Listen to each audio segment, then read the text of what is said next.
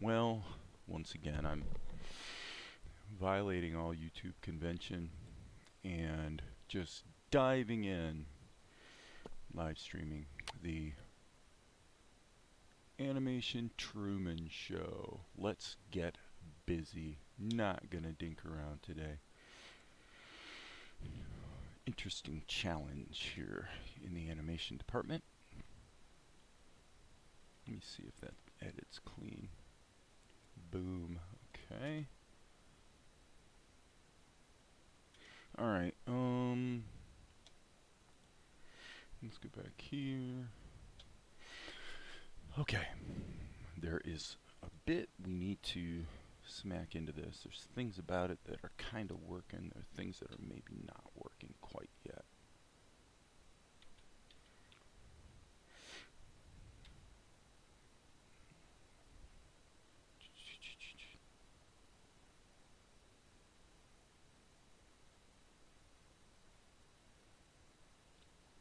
Okay, let me see. I'm going to play this whole thing at 12 and probably adjust the timing. Yeah. Alright, so boom, boom, boom, boom, boom. Half again longer. Yep, that doesn't go long enough. So there's a lot of attitude that has to be conveyed very compactly here. Boom, boom. This should probably be a double blink, actually. Let's put it there. Boom, boom. Yep, still not long enough. Darn. Boom, boom.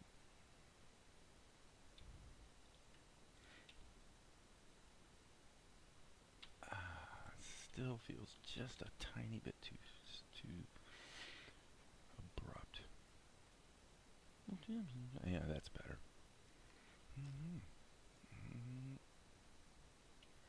Okay.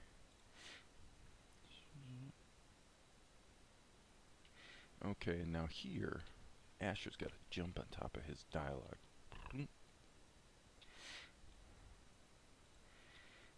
When you're trying to really pack mood and emotion into the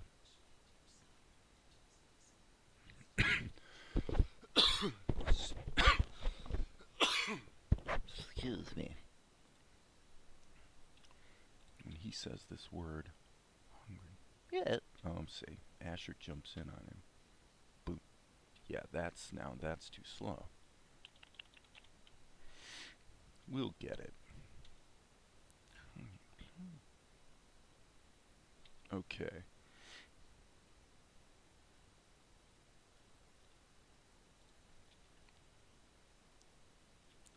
Now, what I was thinking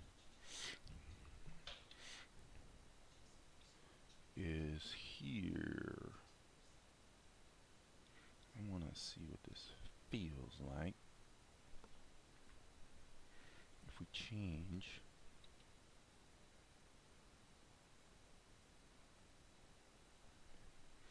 his mouth.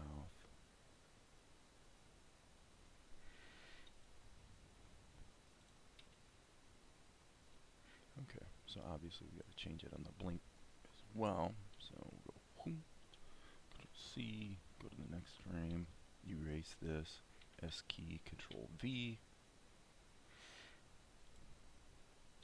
Oh, it's possible it should switch back.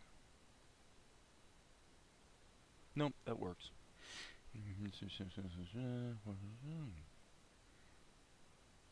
Okay.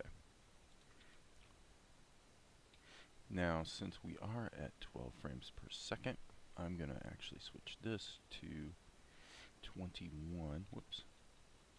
Hitting the W key to toggle through the images. I'm going to go a little longer.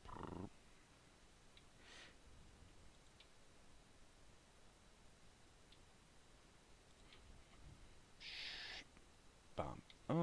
Maybe like 2 frames more. Bop. Okay, so now, unfortunately, the whole dad it does. It does go long enough. I just got the... Well, okay, I'm going to have to reload this into the show. Bummer, dude. Bummer. Alright.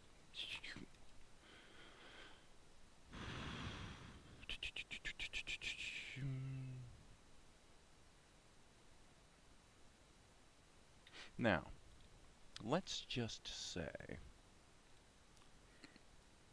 on 21, this is a little risky behavior, but I'm going to switch this. Actually, you know what? Let's do it this way. Let's grab this and make these a little bigger. I'm trying to, is it, I think it's Control Alt makes it, nope, be Shift Alt probably. Yeah, Shift Alt expands from the center. Yeah, he's got to be startled. Morning, Dominic.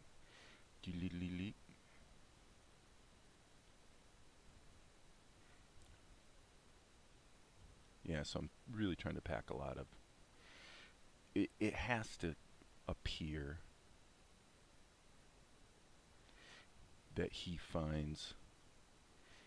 I mean, he's talking and he's interrupted by Asher, who jumps on top. He says the word hungry, which I won't explain at the moment what the significance of that word is. But when he says that word, Asher jumps on top of him and is like, "Yes, Melchizedek. I know, I know." Because Asher completely misunderstands what Mel is talking about. So again, I know you guys don't quite have the context, but let's just keep rocking with it. Jump back over here and let's see how things are feeling. Okay, so actually, yeah, I'm gonna actually take this out of the show and reinsert it because I've got the whole thing going at 12 frames a second now, and plus the image sequence is actually longer, so we need to re-import. We're doing 12 because that effect with the rattled doesn't really come off at 8 frames per second. So most of the animation is 8 frames per second, but it's not like it's a law. Okay, we got to get rid of the resampling. Well, the other thing I did was, so Mel's got something he's wondering about, and Asher's like, he says, "I knew this day would come." Mel's like, "What the heck is he talking about?"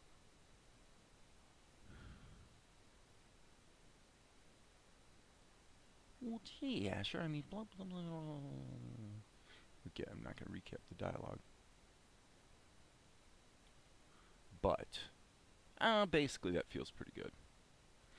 Okay, it's just one of those awkward moment misunderstanding type situations. So, well, with that, I guess what we need to do is get the color done, man. Get the color done. Okay, so in shot number 000C, I have a suspicion that we can go into our drawings folder and pull up a TLV level of Mel from one of the recent shots and use that as our color key. So one thing you can do in Tahoma is you can actually double click a level that's in your drawings folder, and of course that's an ancient, completely out of character drawing of Mel there from, geez, quite a long time ago. So what I'm looking for is a more recent one that definitely has the right color palette, and that's close, but not yet. So you can preview them here, and then if you want to, you can also load them into your scene and then just steal the palette and cut and paste it into a different shot. So let me see. This might work. Load that. Go back here. Yes. Grab these colors. Control C. Then go to this level. Paste it in. And then just delete that one. so that's a somewhat inelegant but highly functional way to save content across different scenes. Let's save all. Let's save everything. Actually, you know what? I should have cleaned the cast first. Let's see. Panels, scene cast, remove all unused levels.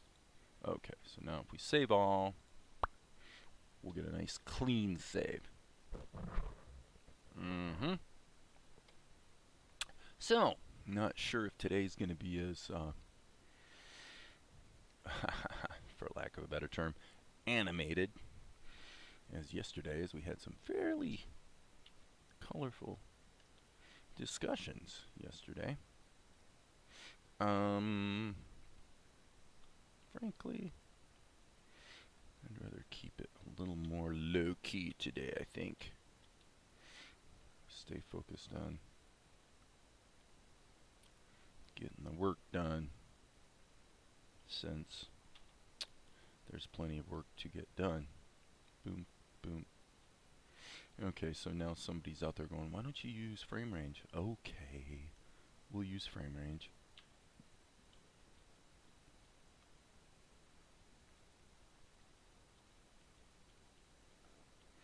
So as we're toggling through, yeah, boom. That should fill up all of those. And unfortunately, how that happened, I don't know, but it managed to miss at least a couple. So, which is really strange, because obviously that's within the range that we were trying to fill. So,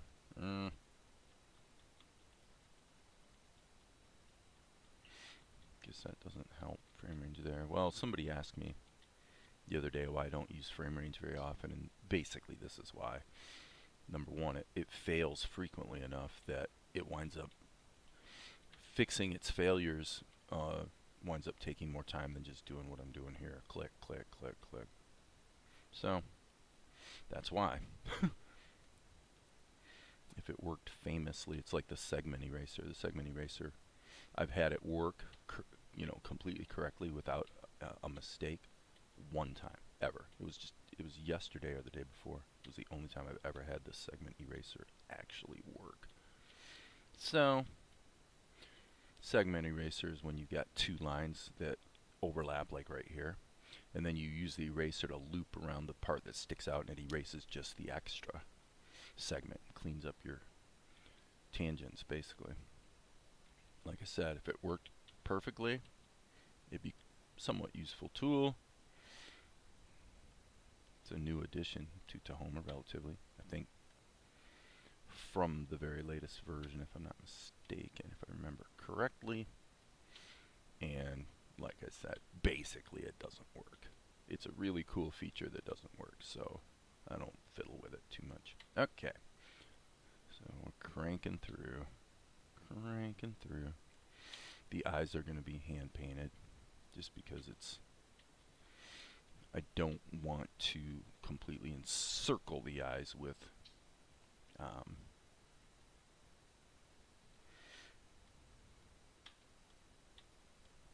a solid color, because that's not how I want them to look.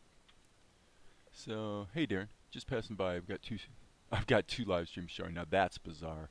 Thanks, man. That's bizarre. That is bizarre. So we've got 2 watching this one and 3 watching that one. That is bizarre. Let me see what's going on here. Okay, guys, so I would assume that means everybody can hear everything. So what I'm going to do is I'm going to take the live stream that is, like this other one. Everything about it's wrong as far as the name. So I got 5 people watching this live stream. As far as the name. So I got 5 people watching this live stream. And I am going to delete this one. I am going to delete. So I see Blifton and Maria and everybody. You guys are on. I see Blifton and Maria and the one that I'm about to delete, if I can. How obnoxious. I didn't do anything different today when I queued up the live stream. Well, I guess technically I did. Okay. I have to say, I actually turned on the streaming before I turned on YouTube. So this is going to be a pain in the rump because I have to go into my channel content, and I've got 2 live streams, and I'm going to take this one.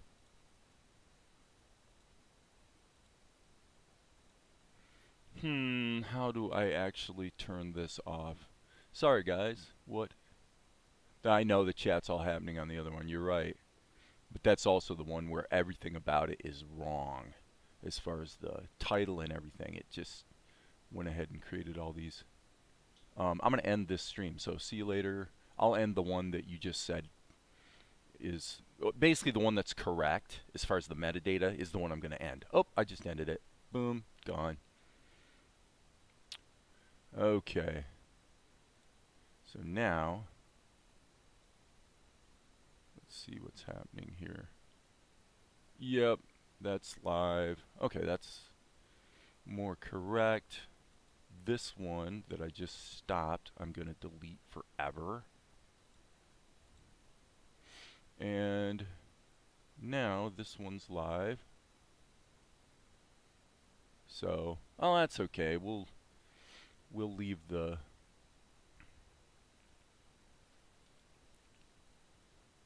YouTube. Wow, this is crazy. Manage videos. And what you have to do is go to live stream, but then I need to select the one that already exists and is running, and it looks like that did the trick. So now there should be, now we've got 6 concurrent viewers all on the one stream. Okay.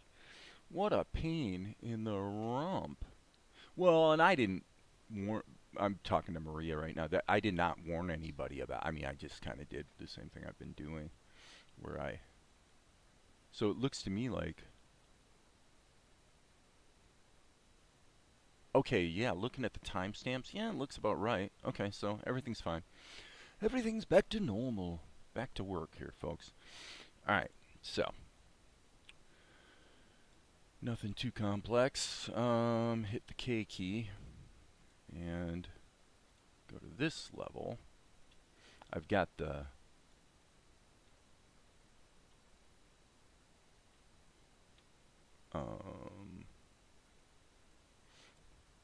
I've got this part of it in a different level because I actually flipped this one horizontally. So, no great problem.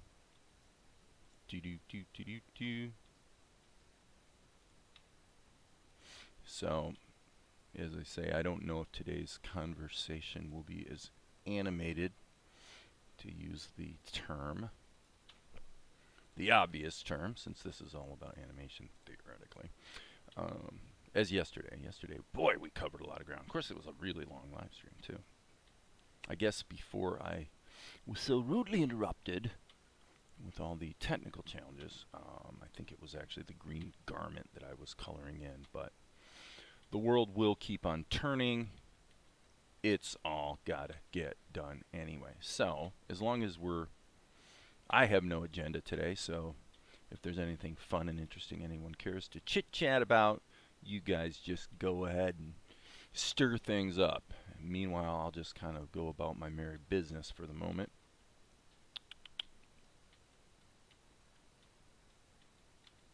But yeah, this shot is,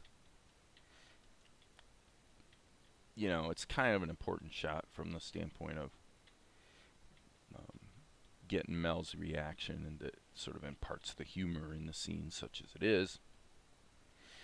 And plus, since it's a little bit long-winded, if I needed to, I could always, I'm sure, cut it down at the editing stage, and you know, so we've got some latitude to trim it back if that winds up serving the storytelling better. So, obviously we can see some little leaks there. We will have to see if the leaks matter. Frankly, at 12 frames per second, you can get away with even more than you can at 8. and there's a lot of stuff moving very quickly at that point where I'm seeing the leaks around his eyebrows, so it probably doesn't matter a bit.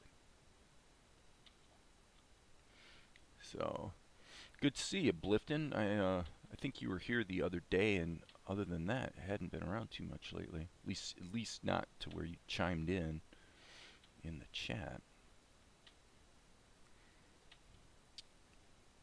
So yeah, today is, despite the fact that the live stream is inappropriately named, I would like to think that today is going to be more or less focused on the animation Truman Show, which is just getting the work done. Which is, I don't know, may in fact be the least interesting thing for some of you guys. Oh, come on. Okay, gotta get the eyebrows. Boom, boom, boom, boom. Okay, now let's deal with the man's eyes. Or I should say probably the boy's eyes. Okay, we're in areas mode. And so what I'm going to do is just close these gaps. This is going to be a bit tedious, going around and getting the eyes fixed. But like I said, I definitely prefer that to having to make those lines solid. It just doesn't, makes the eyes not look the way they're supposed to look. Okay, so V key.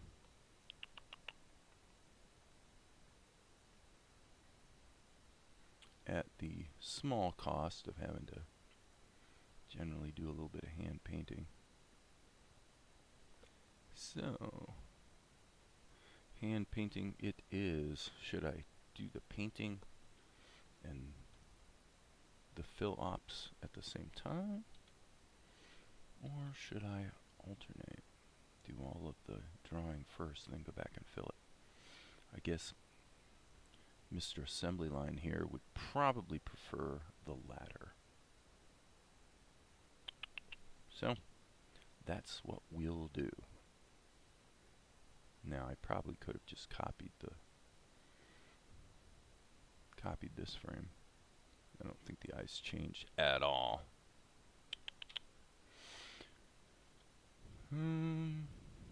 Yeah, I'm pretty sure they didn't, so I'm going to leave that. We'll plan on doing a little cutting and pasting right there.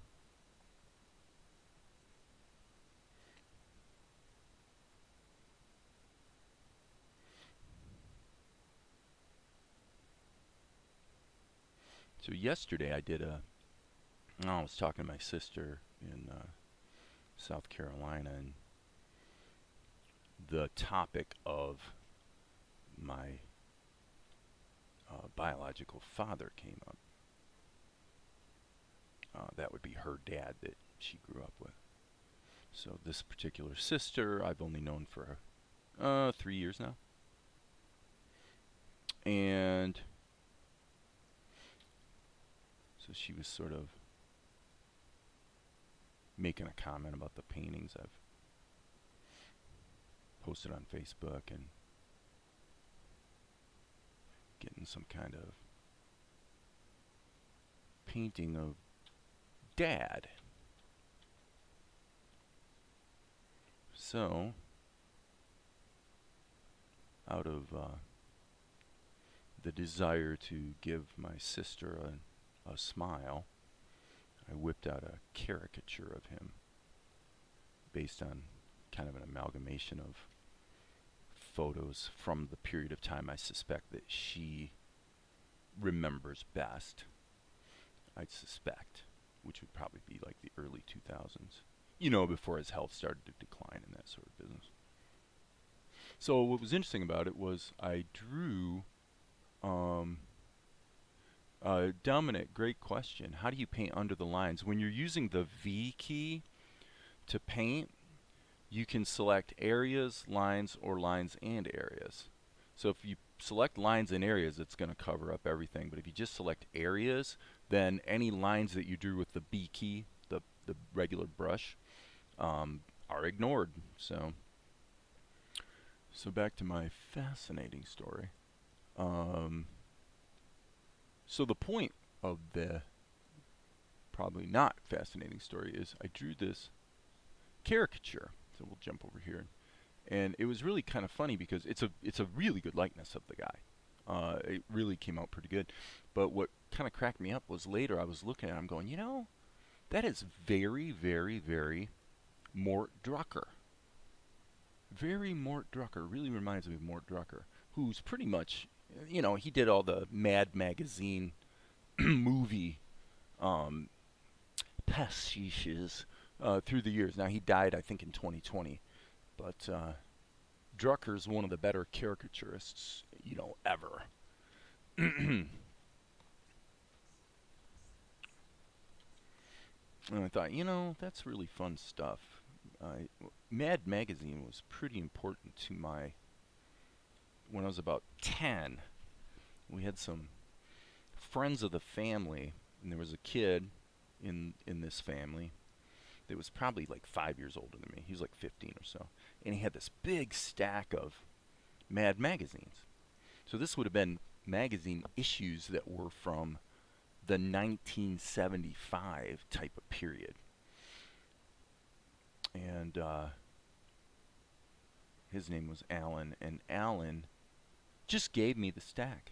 So here I am, like 10 years old, because I liked him. When we would be over at their house, I would, while the mothers were chit-chatting, I would find Alan's Mad magazines and sit and read them, you know, like I really liked them. Thought they were funny, and of course I liked the art. So Alan gave me, he just gave me the whole stack, and so for that whole period of time, from 10 years old on, I had this pretty good stack of Mad magazines. And of course, again, I was always very enamored, more than any of the artists, for sure. Like, I didn't have much use for Dave Berg, for example, but Mort Drucker really grabbed me. I mean, it was obvious that this guy was a wizard at caricature. I remember the Mad Magazine satires of movies like Butch Cassidy and the Sundance Kid. There were actually movies that I was familiar with as a young person, and the only reason I was familiar with them was not because I'd seen the movies, but because of the Mad Magazine satires of the movies. Pretty crazy. Okay, so let's go here, here. Now, as I said, before we get too crazy here, it probably wouldn't be a horrible idea to color in his eyes. Now, what I suspect... Okay, yeah, this is where we want to color these, and then I'm thinking what I want to do is grab this whole shebang and paste it in. Yep, now this one has to be painted. Fill, fill, and maybe it's going to be used again, I'm not sure. Control C. Nope, gonna have to paint it. This is the one I was thinking of. Okay, so. But yeah, you know, I've talked a couple times in the last couple days about, you know, if I was completely rebooting my life right now and just doing something different, you know, what would I do? One of the things I would consider doing is something here on YouTube probably that would be more or less like Mad Magazine, because it really combines a lot of the things I like writing. It's short form, you know, you'd be having these little satirical skits.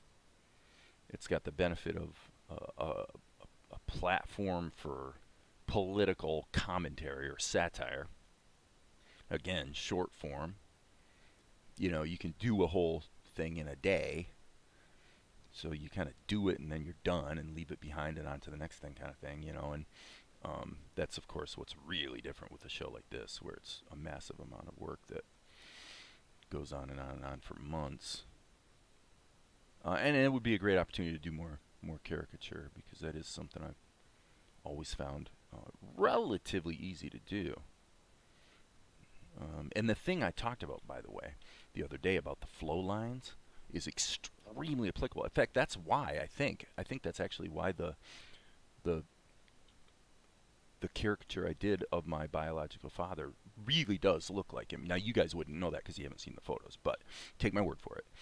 It's a good caricature. And I think the reason for that is because I was using the flow lines to find the areas of continuity. And again, as I said the other day, it just completely reveals where you've measured wrong. And then it's also very fault tolerant in the sense that if the relationships between the contours are correct, the actual spacing doesn't matter that much, and you can take everything and mush it around, and it'll still look like, it'll still capture the essence of the person you're drawing, you know, which I find quite interesting. This probably needs to be like red. So F key, whoops. F key, I said. Okay, whoop, there we had it. What we just had was the classic Tahoma.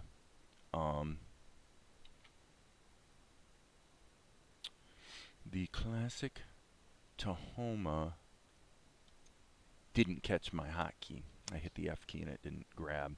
Okay, so now for broadcast purposes, it might be safer to pull, like if you're fully saturated, if this were ever to actually show on TV, this would actually cause problems with the broadcasting. That's always been the case, that if you're, I don't know if this show will ever wind up on television, but if it did, like a regular terrestrial broadcast, you got to be really careful about oversaturated colors, because you will blow out their equipment, so to speak. You're not going to break anything, but it's going to look stupid on television because it's going to have some chromatic distortion going on.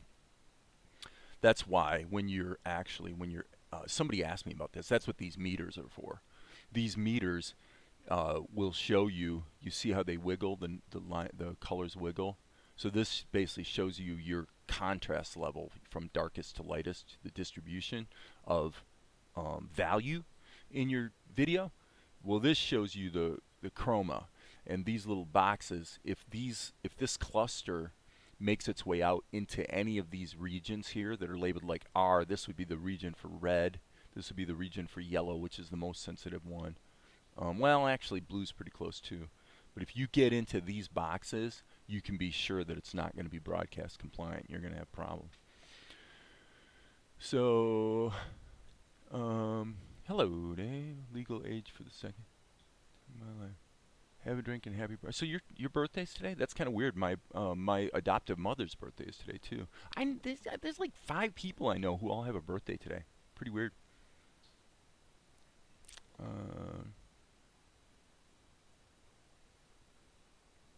I didn't get the joke either.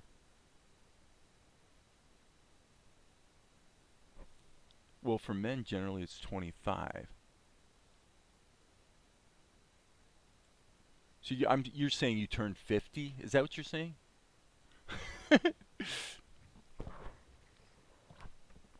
I'm afraid, Amar, it looks like pretty much nobody gets the joke. You might want to clarify. Well, that's, again, what's interesting about things like Mad Magazine is, that's the other thing I think is really cool about satire, too, is that not only is it an opportunity to write, but it's also an opportunity to write comedy specifically, and that's what, I love comedy. This show doesn't have tons of comedy in it, but it's got what we have like in this scene where it's basically that awkward moment kind of confusion situation, and it can be quite fun. Let's hit the N key here and make sure what we have is actual size. Maybe I should just jump into the shadows. Let's do. Okay, so I'm gonna create a vector level. Boom. And rock and roll. Hit the B key. It did catch my hotkey. Thank you. And I'm going to want to check the...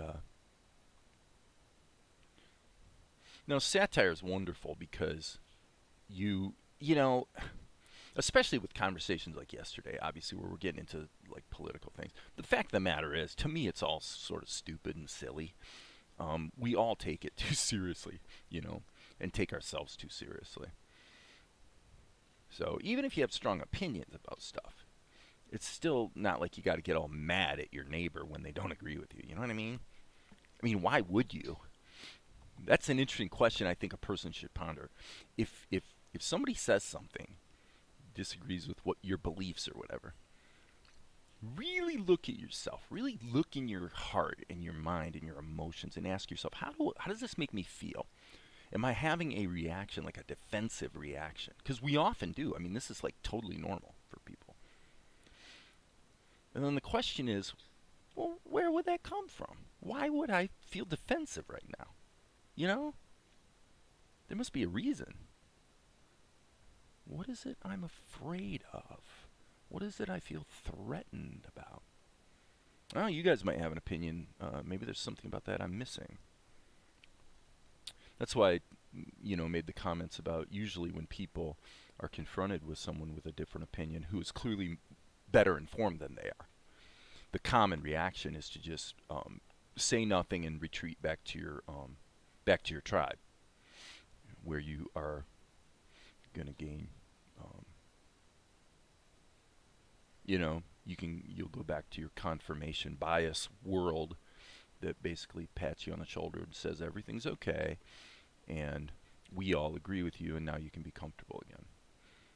Now that's kind of a harsh judgment, but it is my opinion, and I say it as somebody who did it, for a lot of my life, and learned a lot from Valerie, who, because of her pain condition, had to learn to be very pragmatic about life. She can't afford to play the games people play. It's too costly. The emotional aspect of behaviors that are very normal for most people are way too costly for her. Way too costly. She'll pay for days. It's just not worth it. And so you learn not to play those games. And that's been that's the good side of chronic pain. Is it really does teach you to get real honest and real practical about how you approach life. That shadow under the nose, I'm not so sure about. Okay, I'm going to jump back here. So you're 52, so if you flip the number, oh, I see, if you flip the number. Gotcha. So like next year I'll be 35 again. Okay. Nephew's 11 today. Flipping numbers won't help him. Indeed. Yeah, in Canada it's 19. Obviously it's... Right. Can't you drink at like 14 in Germany? I thought it was pretty young for drinking there. 21 is normal through most of the U.S. Now, when I was a kid, it was 18, and then just about the time I turned 18, they switched it to 19, and just as I was coming to 19, they switched it to 21. So I was a bit disadvantaged and had to drink illegally, which, I think in probably most countries, kids somehow manage to find a way to drink illegally. Usually not that tough.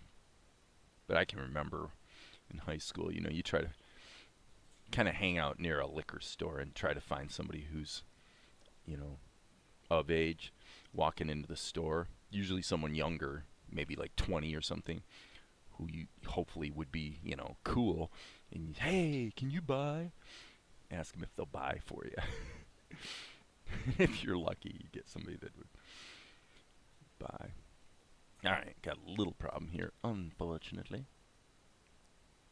Okay, so we'll just do a little experiment here just for fun. Let's grab the C key and see what happens if we join these. Will that close? Darren might know the answer to this. Is there a way to take these two and actually link them or snap them back together, close something that's broken open? I'll wait like 10 seconds, and if there's no answer, I'll just erase the curve and redraw it. Beer and wine. Inio-san, hey buddy.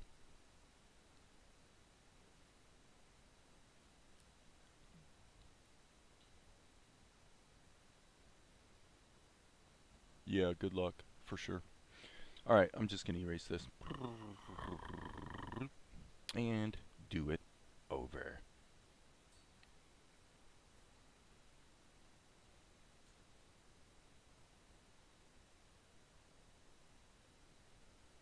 Do it over.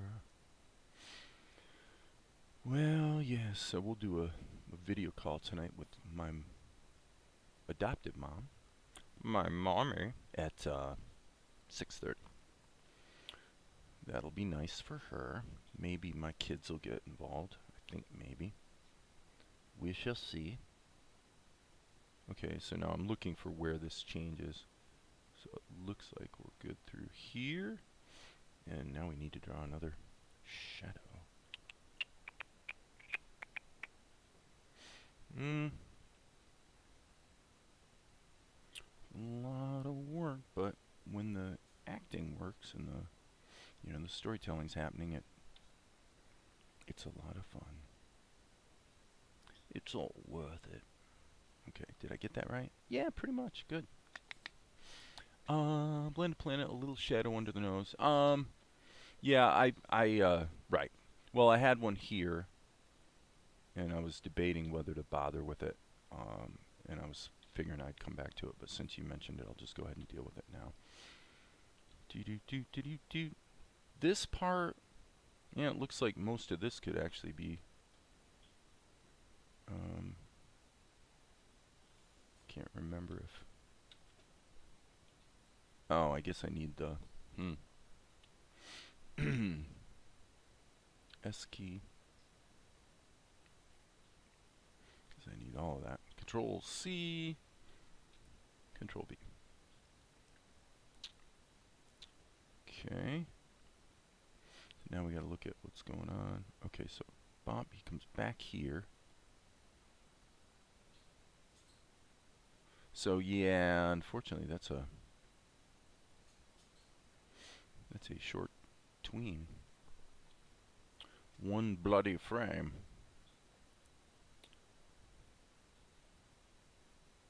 Oh, I see, just his head moves. So what we can do here is hit the D key and then just erase everything. Well, okay. We could erase it. Maybe we could translate it. Let's see. Well, if we're going to do the translation thing, what we want to do is actually just grab the objects, like so, and then do a little rotation. Ah, I hate that. That's a totally an OpenToonz / Tahoma thing, is that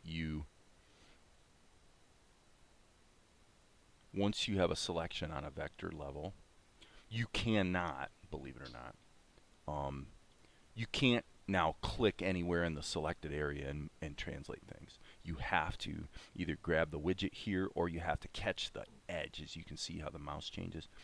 It's the only way you can do it. So,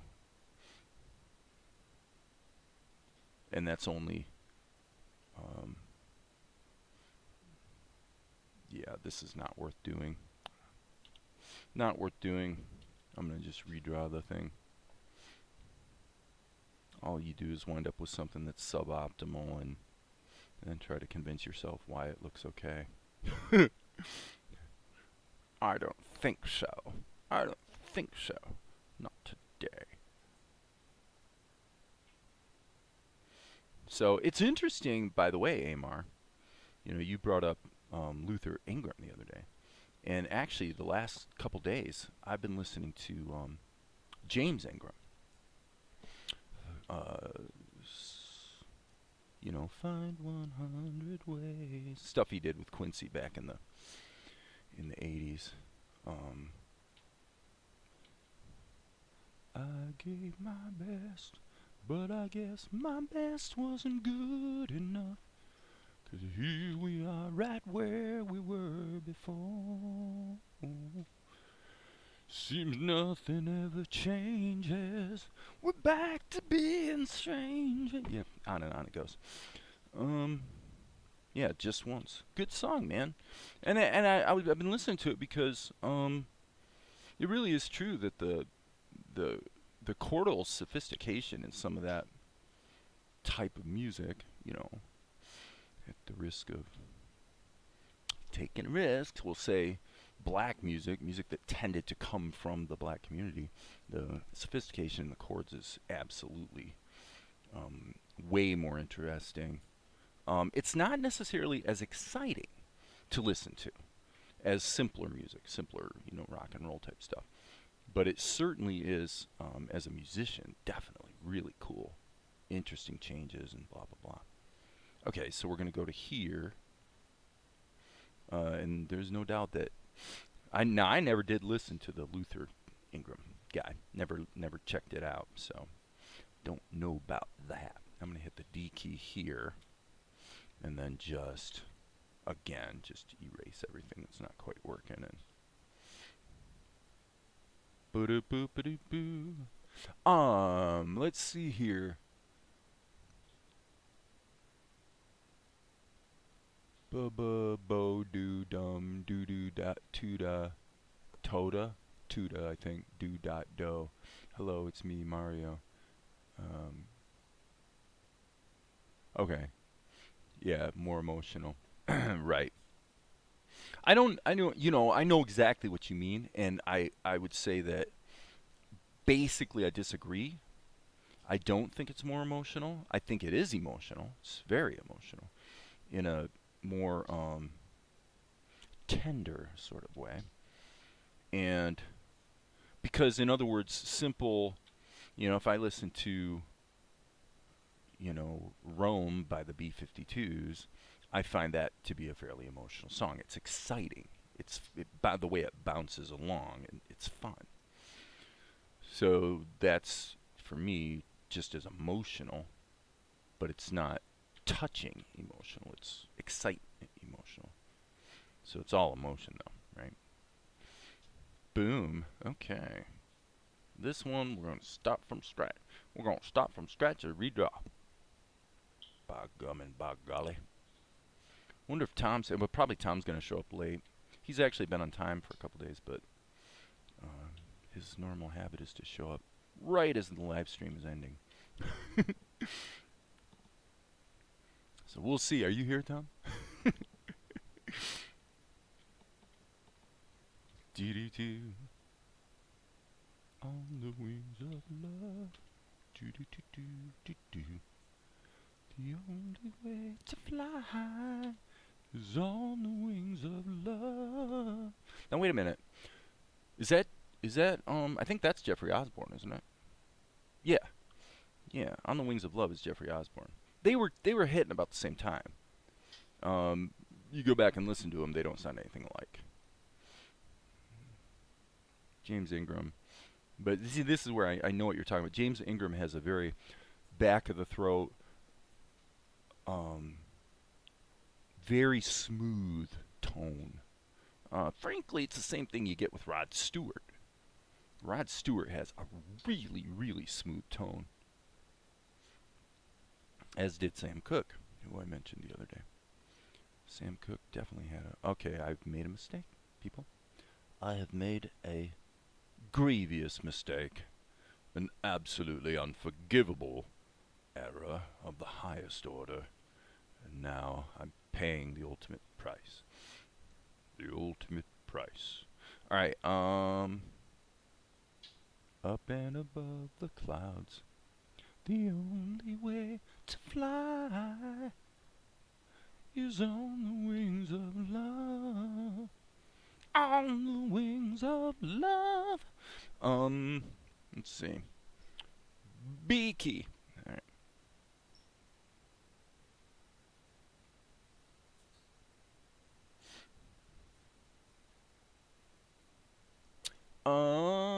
Yeah, but Rod Stewart was more throaty with his voice.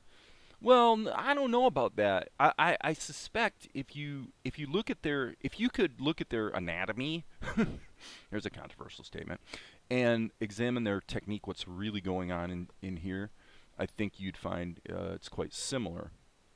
Now, the interesting thing about that from the standpoint of singing is that for some people, that's real natural. They do it without trying, which is kind of rare.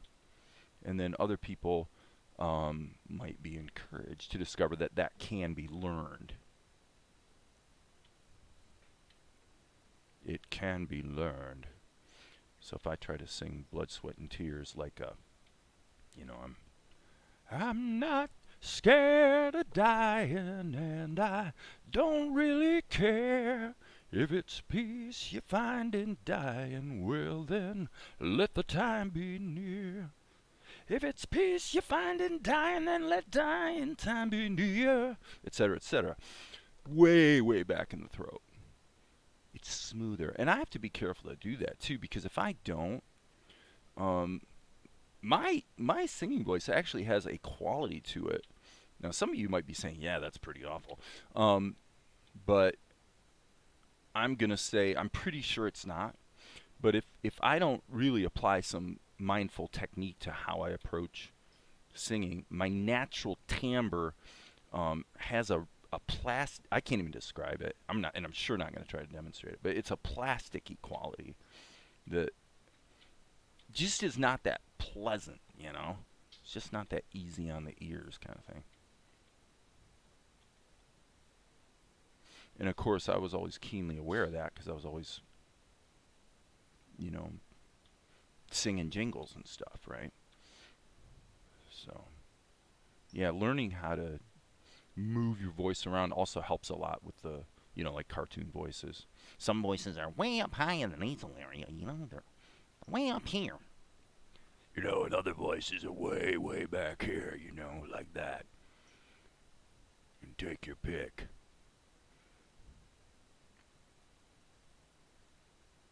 Ba-da-bum-ba-dum-bum.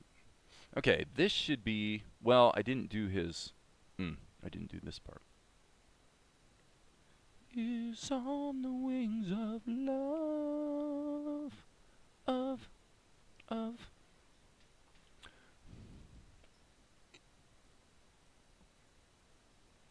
Boo-doo-boo-ba-doo-doo. Okay, so he was partly a rock and pop artist as well. I don't think the style of music you do has really that much to do with Michael McDonald. Well, yeah. Again, I'm afraid I'm gonna strongly disagree with you, Amar. Here's why. Here's the thing about Michael McDonald. Michael McDonald is absolutely a baritone. Okay, so he's got a fairly deep voice, maybe deeper than mine, like as a speaking voice.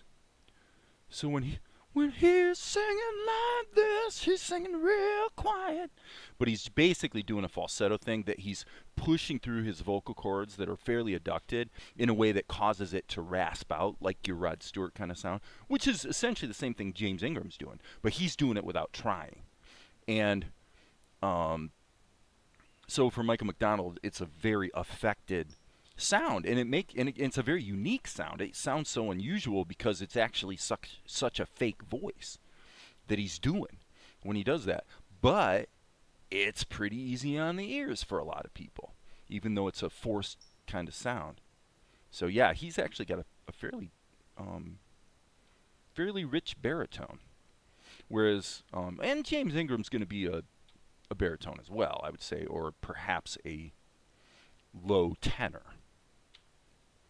Right? Okay, so, gosh, I guess I need to select. Okay, wait, stop everything. Stop the presses, people.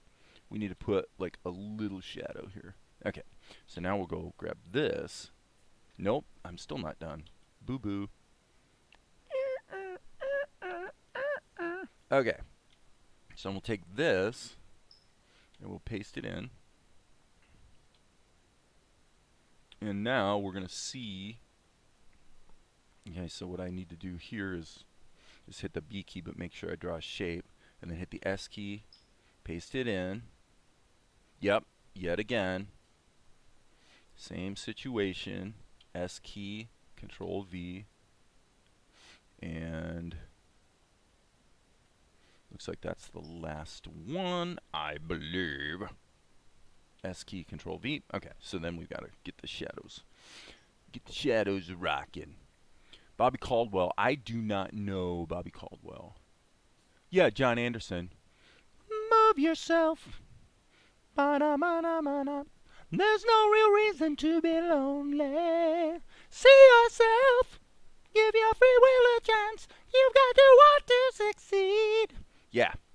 John's, I can do a pretty good knockoff of John Anderson when I want to. The way I did it just now was a little on the squeaky side, but it's not that tough. Now, of course, for John, it's real neat guy, by the way, nice guy. John is, you know, that's his chest voice.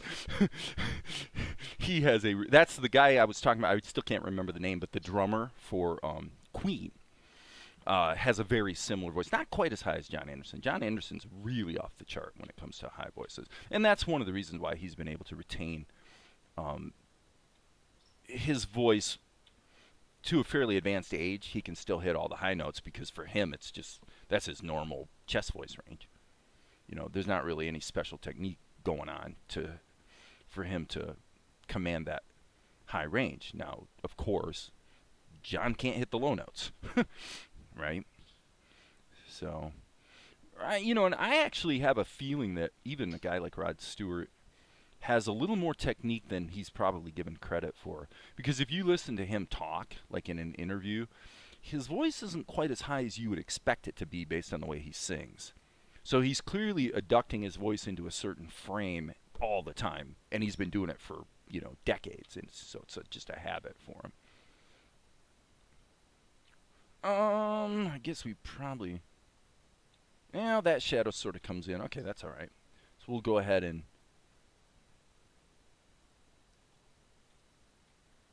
okay, that probably should be more curved. But yeah, I like John Anderson for some things. Obviously, music that's kind of like this sort of, you know, a lot of mystical fairies and crap with Celtic leanings. You know, yes, his music lends itself well to that. Now, I've heard interviews with those guys that would give you the impression that now with a guy like Rick Wakeman, obviously he's a pretty schooled piano player, right? But across the board, generally, those guys were not as schooled. They were rockers, actually, playing progressive music. So if you listen to Yes, if you're into music, and you listen to Yes, and then you put it beside, let's say, Kansas, there's like no comparison. The music of Canvas, the stuff Kerry Livgren wrote, is so much more sophisticated and um,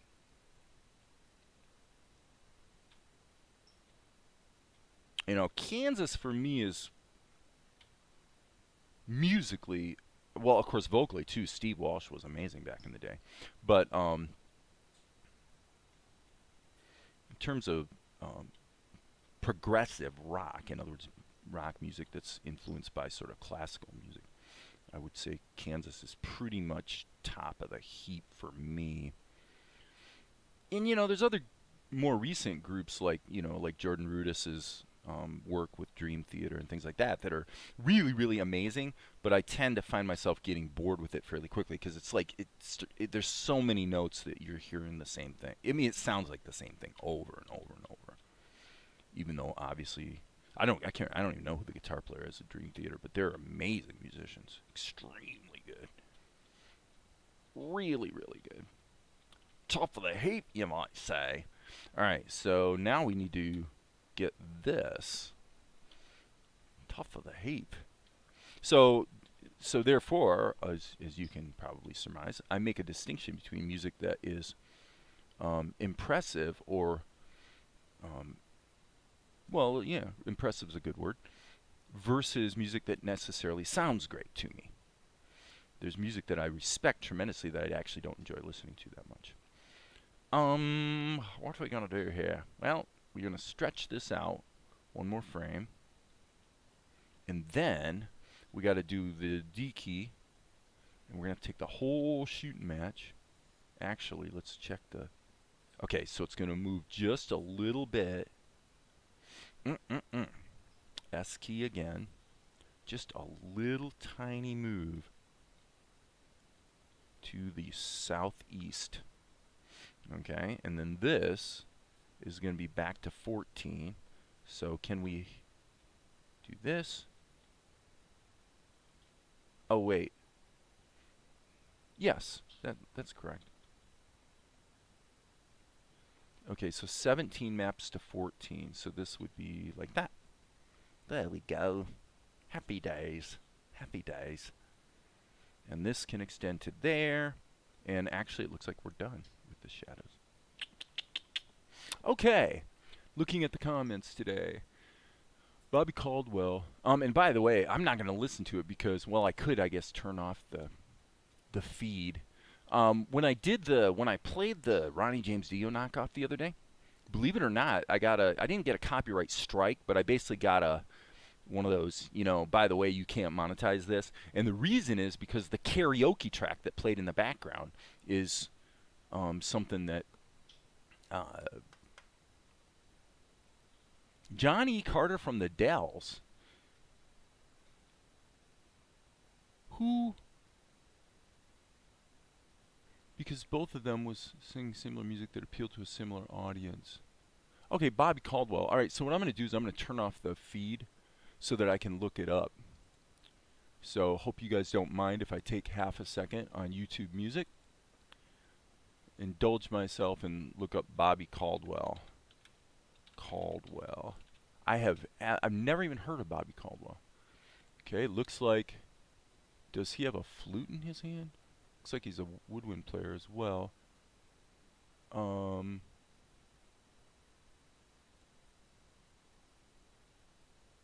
So, come rain or come shine, I'm going to grab this, something from the 1990s.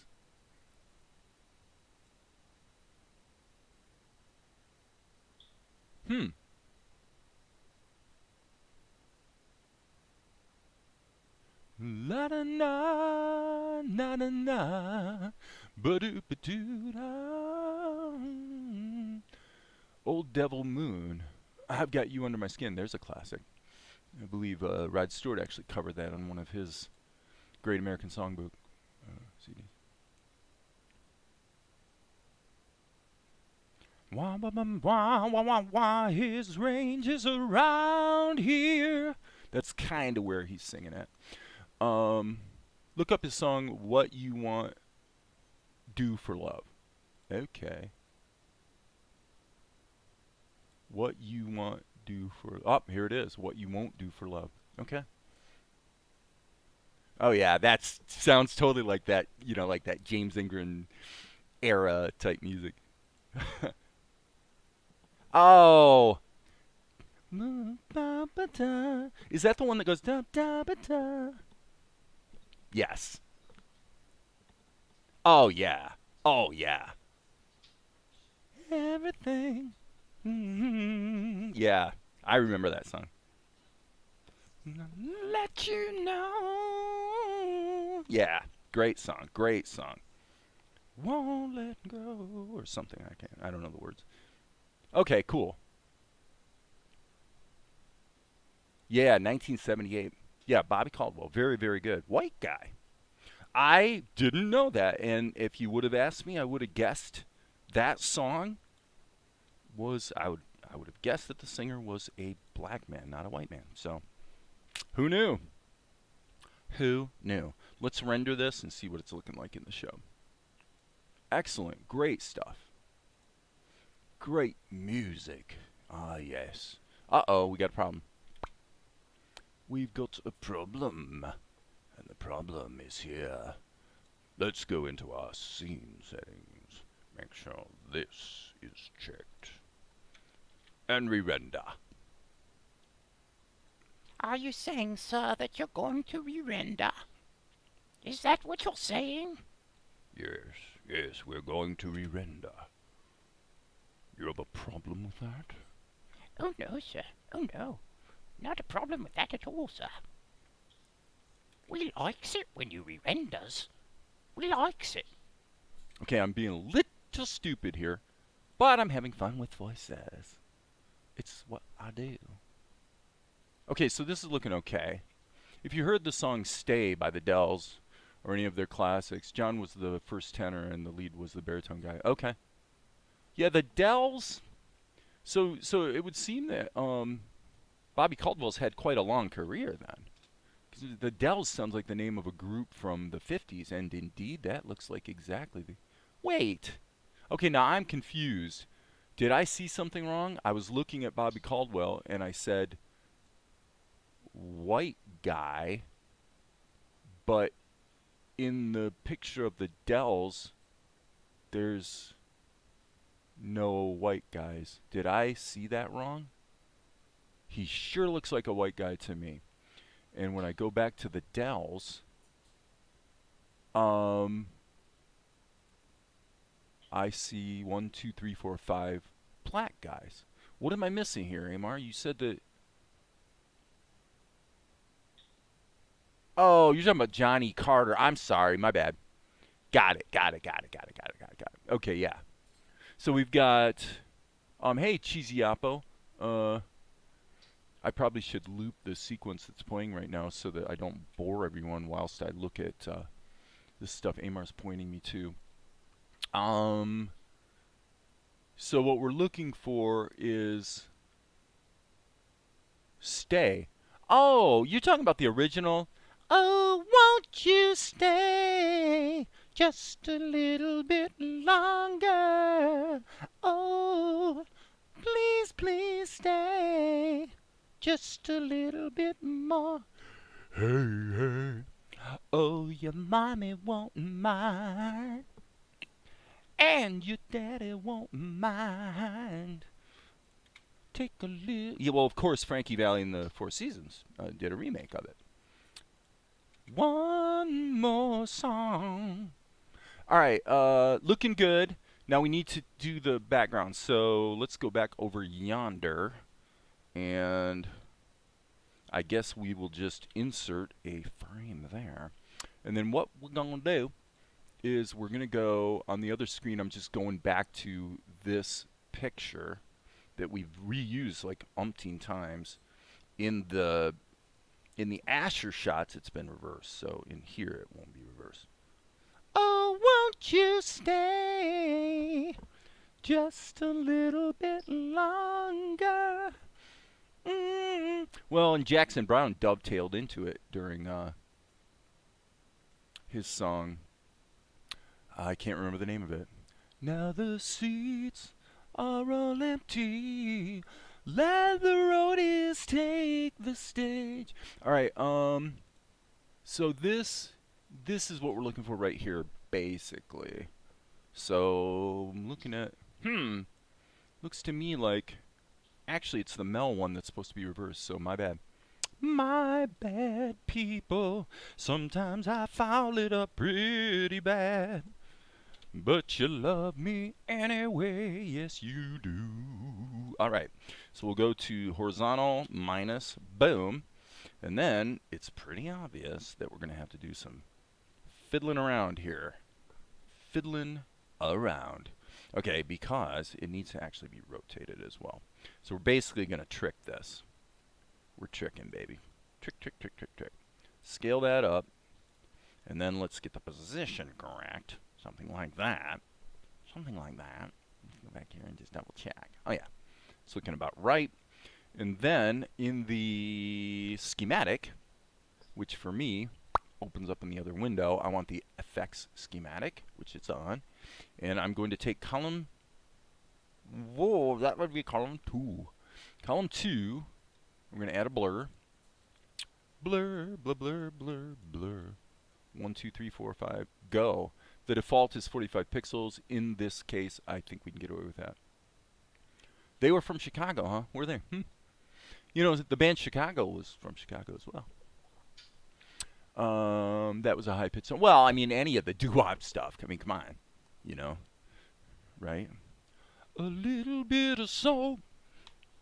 Bum, bum, bum, bum, bum, bum, bum. Eventually, little bit of soap can never take away the memory of the pain in my mind. Wait, what is it? Pain in my heart, mind, soul. What is it? I don't know what it is. As I go through the lonely years, little bit of soap will never wash away my tears. Okay, so I think we can probably render this and see what happens. A little bit of soap. All right, here we go. Jump back over here, and a little bit of a flippy poo. Okay, we got to get the body highlight effect on him, for sure. And when we did it before here, what we did was we centered it and went, we didn't, did we invert it? Did we use two of them? Okay, this is confusing. I believe, so what I'm looking at here is this color right here. That definitely looks lighter to me. So that means, let's go back here. You guys don't mind it when I break into song every once in a while. I actually was listening, if you can believe it, to Sam Harris this morning for a few minutes. You want to talk about a high-pitched dude. I mean, you know, he was on the Ed McMahon thing. I think it was called You Can Be Star Search. He was on Star Search back in the 80s, and he became, you know, the guy because of his rendition of Somewhere Over the Rainbow, where he did the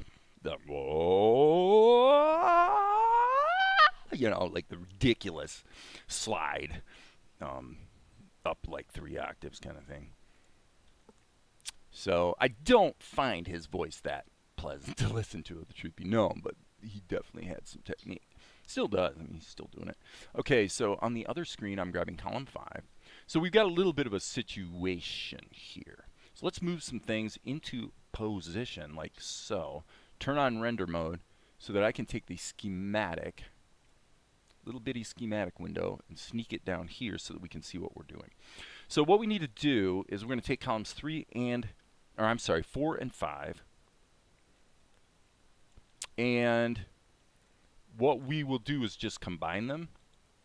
So I'm going to do the layer blending over. Okay, and the order, because of the way I'm doing this, the stacking order is going to be the same as what was already the order in the columns anyway, so it shouldn't affect anything. But now I can add the body highlight to this, and there you go. So now we've got the ability to have the body highlight effect, well, affect all of the pertinent levels. So now the question becomes, I got to look on the other screen at the level of highlight, and it looks like it was quite muted, but it was definitely there. So probably something like 0.8, 0.8. All right, there's 0.8, and then what we want to do, you guys can't see this, can you? Is I'm taking the X value and I'm putting it at 0 so that it's basically centered on him. Okay, so now that I've done that, there's actually no colors that are going to survive this scene because of the body highlight effect. So what I'm doing is hitting Control C, grabbing the little connection wire, and going like this, so that I can then take this, and I've duplicated it. So now I'm going to take and invert it like that. Okay, so that should get us close, and it looks to me like 0.8 is probably a little strong. So let's go 0. Gosh, I'm gonna just guess 9. That's a little too, yeah, I had a feeling. I almost went for like 8.8. Yep, let's try that. Let's try that. Control Shift R. Frankie Lyman, yeah, I mean Frankie Lyman's a guy that's got a pretty Oh, okay. So the stay that I was singing was a different stay, perhaps. But anyway, yeah, Lyman's had a pretty miserable life because the royalties, you know, for like Why Do Fools Fall in Love never accrued to him. He basically got screwed in a big way, and life treated him kind of poorly. And I think it finally resolved in his favor, either like, you know, I don't know the story really, but like either after he died or when he was too old to enjoy it, he finally got a little bit of compensation. I think. Yeah, Frankie Lyman and the teenagers are kind of one of those quintessential stories of the record business cracking on people. Okay, so we see the problem here is that his mouth disappeared. So now this is one of the this is a bit of a quirk. Let's go back to the And basically the problem would not be occurring if it wasn't for the body highlight effect, I think. So in other words, if I turn these off, let's go down here. Okay, still no mouth. And if we turn this off, still no mouth. So, I've seen this happen before. So I think maybe what I need to do, I'm going to make my life simple by saying let's take column 8 and let's actually just do the over thing again. And I suspect that'll take care of things. So I'm going to do an over. So what I'm doing is I'm overriding the X sheet is what I'm really doing here. So I'm looking for layer blending over. And then I'm going to take this whole kit and caboodle and put it there. And strangely enough, even though this is stacked higher, we're still not seeing. Did I get the right column here?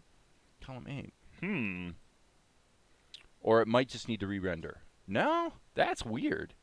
Okay, so the mouth, I believe, is baked in here. And so this is, again, this is one of those quirky things that I'm just going to have to kind of sort of figure out. Here, oh, I know what I did. Stupid.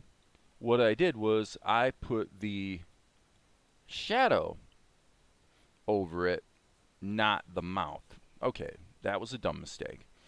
What am I looking for here, friends? What am I looking for? Oh, this is my, okay, here's the problem, guys. This is the mouth. Let's solo that. Yeah, so what we need to do, actually, before we do anything here in the schematic, what we should do is the obvious thing, which is put the mouth in front, by gum. Okay, that seems to have done the trick. So, now why did we lose our column transparency? There we go. Okay, so it's just the render buffers needed to recache. So this is unnecessary. Take that out and re-render, and we're good. I'm thinking we're good. Okay, so yes, thank you, Darren. Thank you for weighing in with the answer. If I would have looked at the messages, I probably would have seen it. The young Michael was inspired by people like the Isleys. Oh, I'm sure. I'm sure. Yep, I always liked the duet that Rod Stewart did with Ronald Isley of This Old Heart of Mine. In fact, I actually performed that one in a little event a couple years ago. That's kind of in the range of This old heart of mine's been broke 1,000 times. Each time you break away, I feel you're gone to stay. Lonely nights that come, memories that go, bringing you back again, hurting me more and more. Let's see here. Maybe it's my mistake. Show this love that I feel inside. Each day that passes by, you got me never knowing if you're coming or going, 'cause I love you. Yes, I do. Alright, that looks okay. This old heart. Yeah, Rod and Ronald. Now, the original Isley Brothers version of it was actually higher. Rod lowered it to A. I think it must have been like B or C, because the Isley Brothers version of that song is like stupidly high. But, you know, when they did it, which was in the mid-90s, you know, Ron was getting along in years, I suppose. Well, the Isley Brothers are also an example of a group where I would, without knowing anything about it, I would question right out of the gate whether most of the guys in the group are actually the Isley Brothers anyway. You know, could be another generation of them, like the Sons or something, but a lot of those old doo-woppy type groups still tour around, and none of the original members. They're all either dead or so old they can't perform anymore, you know, obviously. So, all right, so now this is an interesting thing about Asher. What I did was, Mel is like curious, and I see Asher size, but then I actually put the sigh in twice because I found that kind of entertaining. There's a little problem with it because this transition right there is a little disturbing. Not so much that, actually, as that right there. That's a jolting. Yeah, right there. So we could actually fix that. You know how we could fix that? Now, the problem is we're probably going to want to put a delay in there. But here's what I'm going to do. I'm going to grab this. Look at this.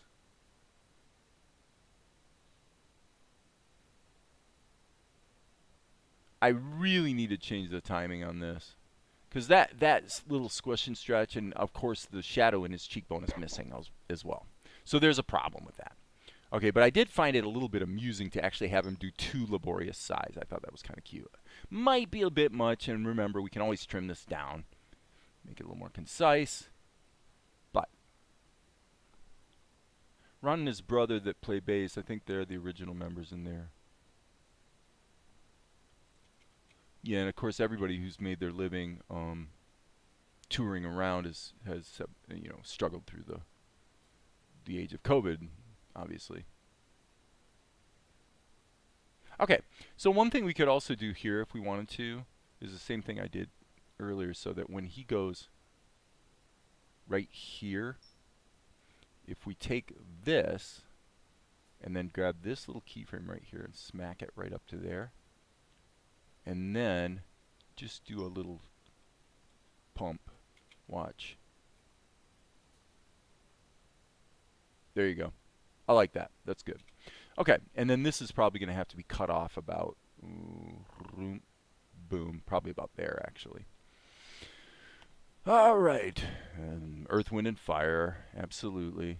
Yeah, most high-pitched singing is falsetto, but as when you really learn to use your voice, the big challenge for a lot of people, of course, is to eliminate the breaks between their chest voice and their head voice, right? The best way to train that, probably for most people, would be to go way back in your voice. So if you think about doing a voice like this, way back in the throat, like yawning, okay? One thing I learned or noticed back in the 1990s is that, geez, when you yawn, you go, it's like I just hit the high notes without even trying. What's going on there? And so if you begin to incorporate sort of a yawning technique into your singing, you'll find that you can begin to smooth out that transition between the chest voice and the head voice. It's one way to do it, one way to train it, so to say. Okay, so this is a little weird. Oh, I see why. I see what's going on here. I think. Yep, that's what's going on. I had those guys turned off in the fast preview. Okay, so now what about this? Let's just see. Looks like we're okay. In fact, actually, when I was gigging, that's how I would, when I was singing songs by Journey, that's how I would do it, I'd be singing, way back here in the back of my throat. And then I could sing songs like Lovin', Touchin', Squeezin', or Any Way You Want It, and it wouldn't rap my voice out. Things you do. Okay, man, to have a career since 54, that's for sure. Sure they didn't make the money they should. Yeah, definitely. Okay, so we've only got 2 concurrent viewers, which means obviously what I'm doing here today is completely boring, completely uninteresting. I get it, folks. It's okay. It's okay.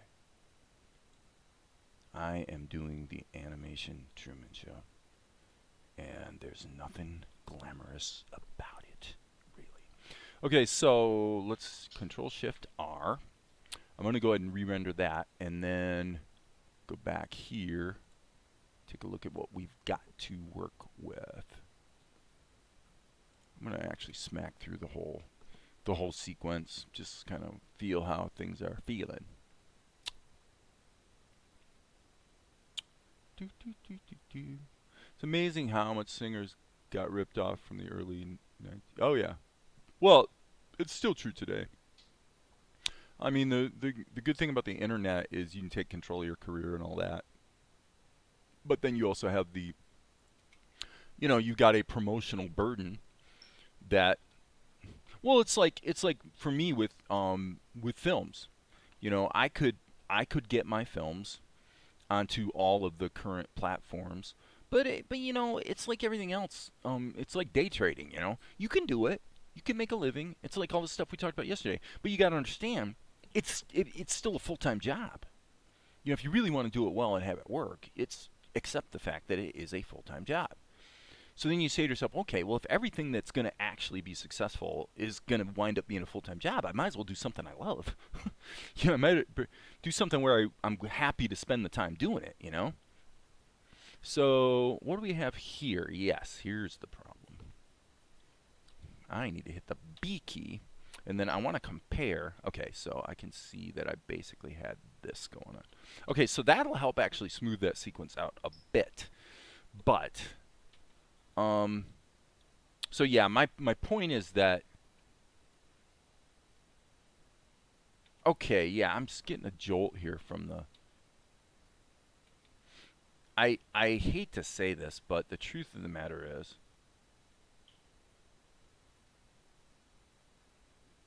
this shot should probably just be taken out. Maybe as a transition. This is an interesting.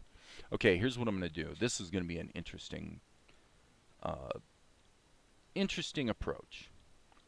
I'm going to take this and hit Control C. Now I'm going to go up here and I'm going to delete these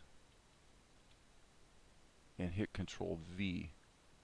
Okay, well then I'll hit Control X across here to close this up.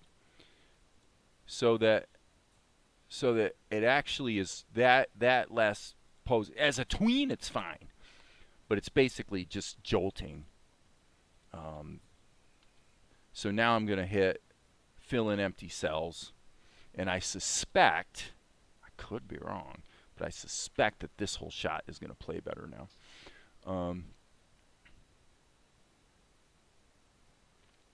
Yeah, and there's things about that you've got to give some attention to. If you want to study somebody who did it right, look at Edgar Rice Burroughs, who wrote the books of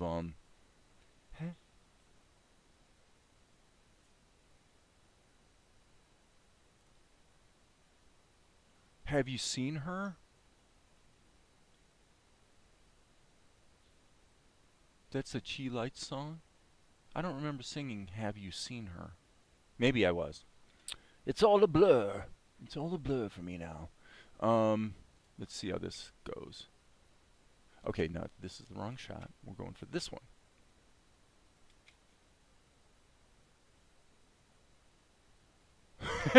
Now that's actually funny. That's actually funny now. This two laborious yawns, and Mel's like, what the heck? Well, geez, Asher, I mean, come on, you know, it's like. And then Asher goes into a reaction. It's like, what the heck? So, yeah, this is definitely one of those awkward moment kind of situations. When you say, have you seen her? Yeah, Sam Cooke. I don't know about Ray Charles. I'll take your word for it. But, yes, Sam Cooke did it right. Some people think he was murdered because, you know, powerful white people didn't really like the idea of a black guy that was really in control of his own career like that. I don't know. There's plenty of controversy around his murder, that's for sure, that would suggest something a little bit dirty took place. A lot dirty, actually. Okay, so this, I would say for now, this shot is fixed. So where does that leave us? I'm going to save all, and I'm actually thinking, sorry guys, I'm in the wrong. I am going to save all, and I think on to the next. You think the music industry killed him. It's extremely plausible, that's for sure.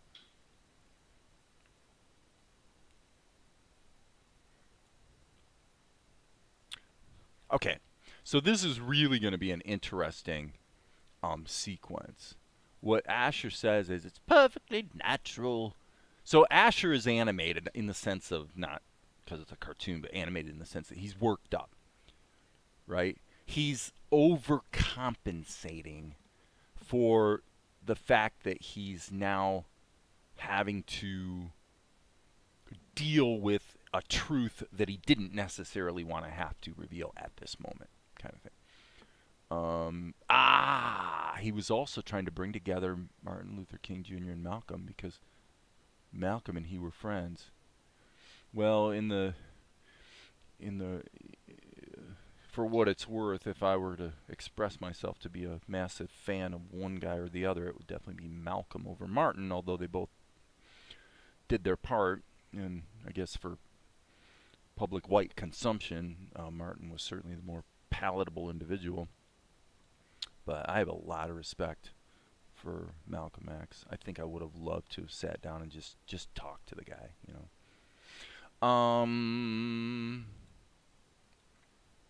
Neat guy. Anyway, so what we need to do is resave this. What was this? This was G. So we're going to save this right now. We're going to save as. Okay, and what we're going to do is we're going to save this as 0000H. Hence, we're going to have everything we need to do the next shot, because we're going to just use the levels from this shot that we're resaving to steal their palettes. We're going to steal their palettes. So there's that. Okay. So now, for our purposes, this can be here. This, you know, we'll keep this around as reference, but I'm thinking we can turn these off because we really need to go into pencil test mode. This column with the shadows, frankly, let's just get rid of it. We don't really need it in here. I don't really need the pencil test either, because I really want to start a new pencil test. So that means that we've got this in here, and that'll kind of serve as a guide for drawing Asher in the pencil test that I'm about to do. B key. Okay. Now I'm going to actually erase that line. Go to the raster mode. Raster mode, I say. And I'm going to use charcoal. I'm doing the charcoal thing. Hey, Soda Pop. I want you to do something I suggested. Do some simple character animation showing off the character action. Okay. Well, actually, Amar, well done to bring that up now, because this is a shot that is absolutely an opportunity to have a lot of fun with character animation. Why do I say that? Well, because Asher has a very animated response. Okay, so he's got a line of dialogue. His line of dialogue is, "It's perfectly natural to want to know your story." So let's run with that. Okay, so I'm going to grab this entire column for now and just spit it down here out of the way. Now what I'm not going to do is get mega picky on my timing here. Okay, I'm just going to get the motion in. I'm going to use the toggling for the most part to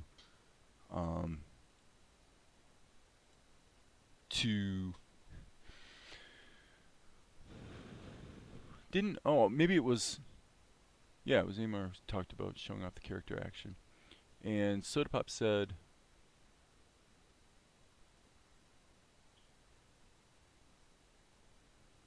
my paint and raster brushes. What about them? Soda Pop, I missed something here. Amar says, I want you to do something I suggested, which is character animation.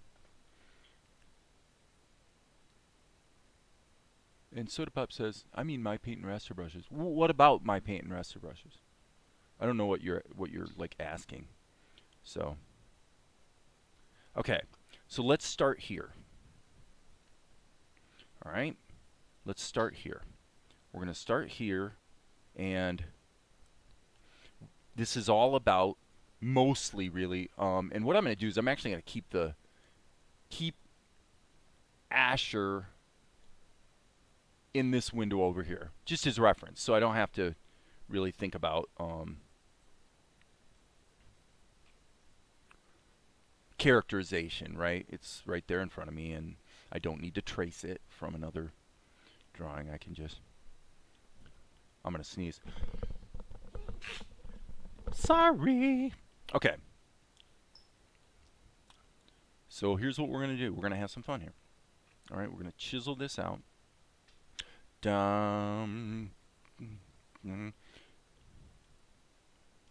I'm going to just start creating keys. Okay, we're doing this Glen Keane style, you might say. So in other words, we're gonna treat this as if we were sitting at a light table working on paper. So it's all about the toggling and just feeling the motion, blocking it out, getting it going. Okay. So I'm gonna say his second expression is gonna be more like this. It's per.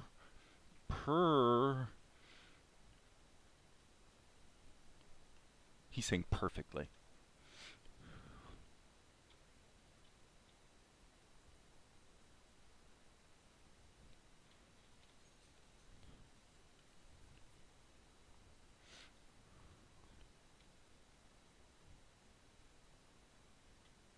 Okay, we'll keep that line of motion, but okay, and this is really kind of an interesting thing because I got to play around with Asher's attitude here. If Asher is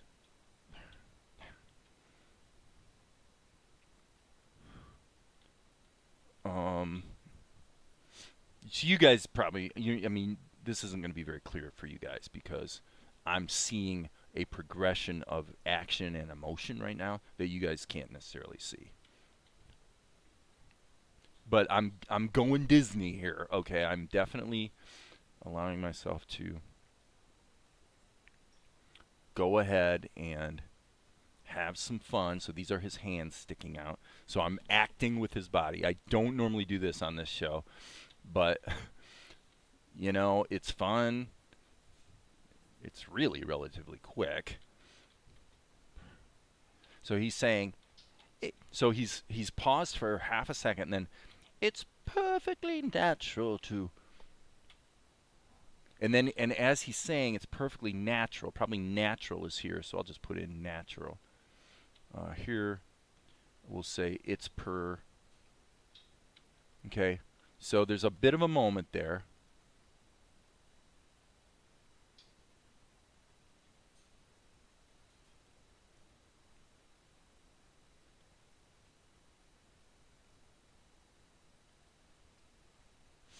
Okay.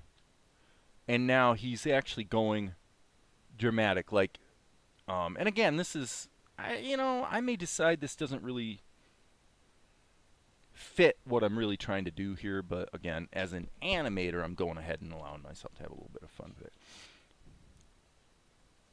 Okay, so here, I'm wrong on the eyes. His eyes probably need to be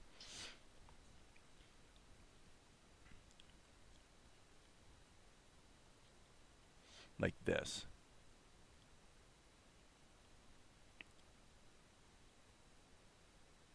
Okay, so you guys can start to see what I'm talking about.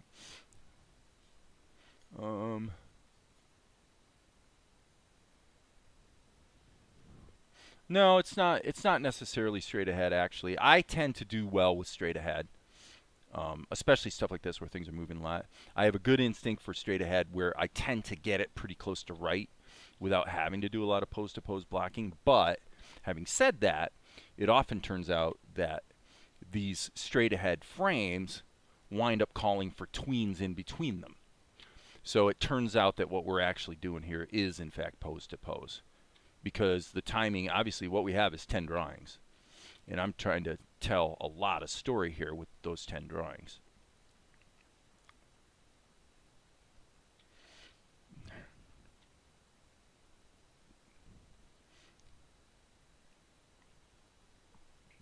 So if we were going to do it this way, to want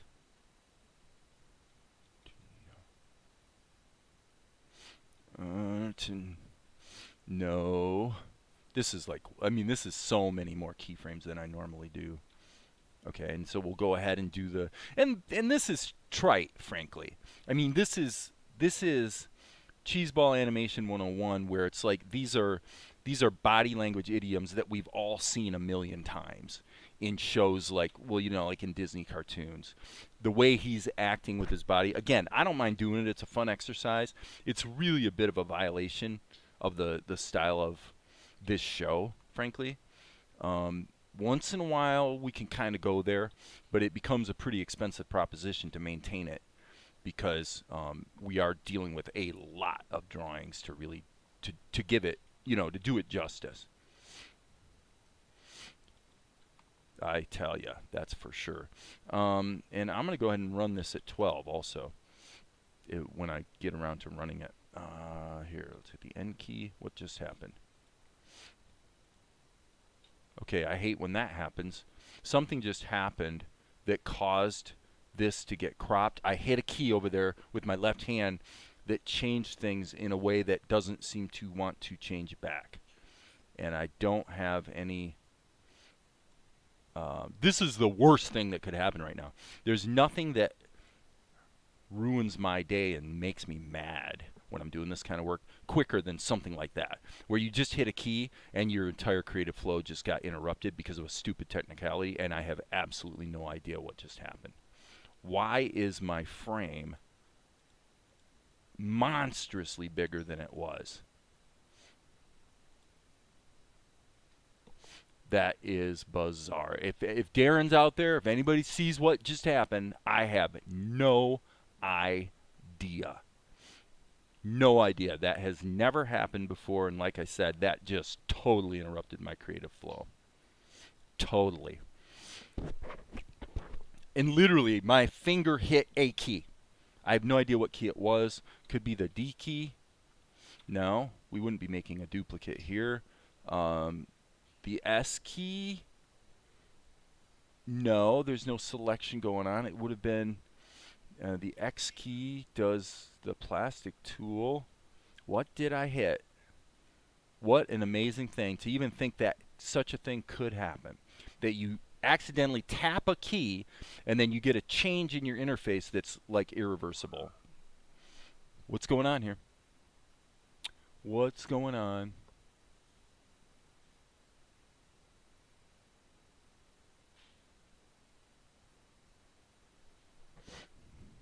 No idea.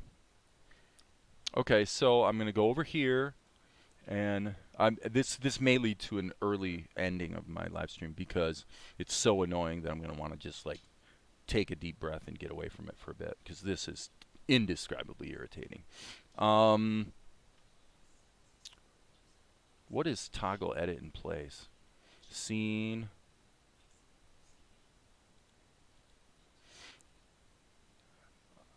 I've been using OpenToonz and Tahoma for 3 years now, and what just happened I have never seen happen.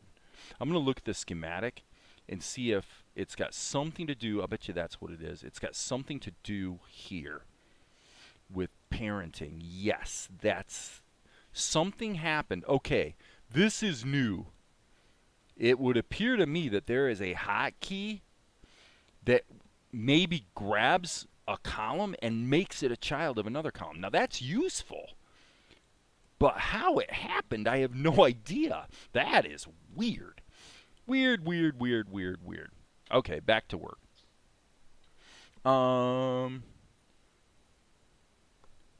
Yeah, okay, that's something to look at. But this is a new level, Darren, so there is no animation key in this column. Yeah, that's a weird one. But I would like to know what I did because that is a useful thing to be able to do. What it appears happened would be like grabbing these two columns and then hitting a hotkey that makes this a child of this. That's kind of cool. No question about it. Okay, so we're back in business here. N key, so we're at actual size. And why don't we do this? Let's make this... let's make it 2 frames per second and see how it feels. Okay, not bad. Let's make it 3.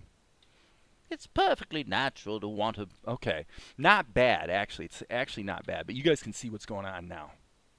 This is totally from the Disney school. I mean, this is this is something I don't do here very often. But maybe this is my opportunity to prove that I actually can do it if I want to, right? Mr. Ego. So this is, by the way, the characterization here is less than optimal. But again, this is one of those cases where what we're really honing in on is movement more than anything else at this time. So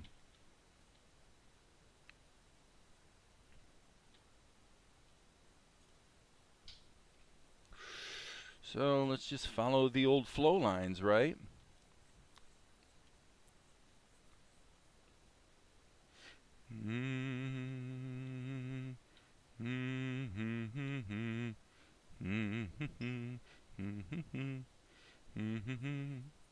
Well, I mean, probably people who are animation purists, this is actually the kind of stuff they'd rather watch anyway.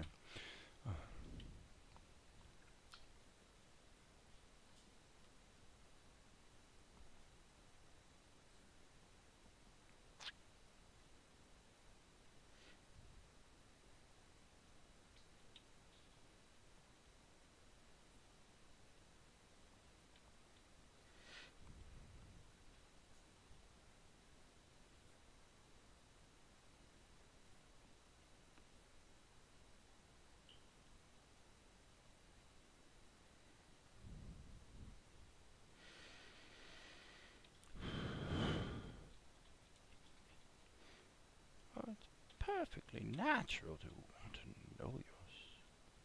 to know your story. So I actually think what we'll do here, at the risk of taking this to a ridiculous extreme, is I'm actually going to extend this even further. So what I'm going to do is basically give his hands a home here where they don't move much, so that when his body moves back, you know, it naturally extends. Like so.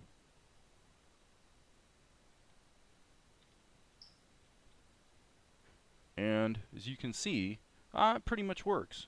Okay, so you clicked on the hidden drop down that's just below the column. What did you do? Did you go back and...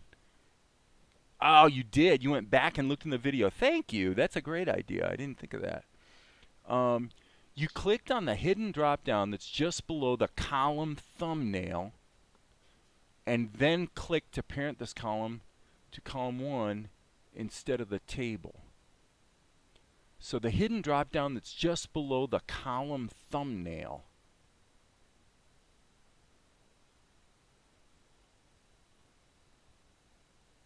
Wait, you say just... wait a minute. I did not know that did that. Oh dear. Okay, so that's like instant parenting situation. Dude, I did not even, I mean, really? Look at that. I didn't even know you could do that. That's hilarious. Oh, man. I've been opening up. Here I've been opening up the schematic and dealing with wires and nodes all these years, and I didn't need to. Wow, that's crazy stuff. So there you go. So there's some true animation acting.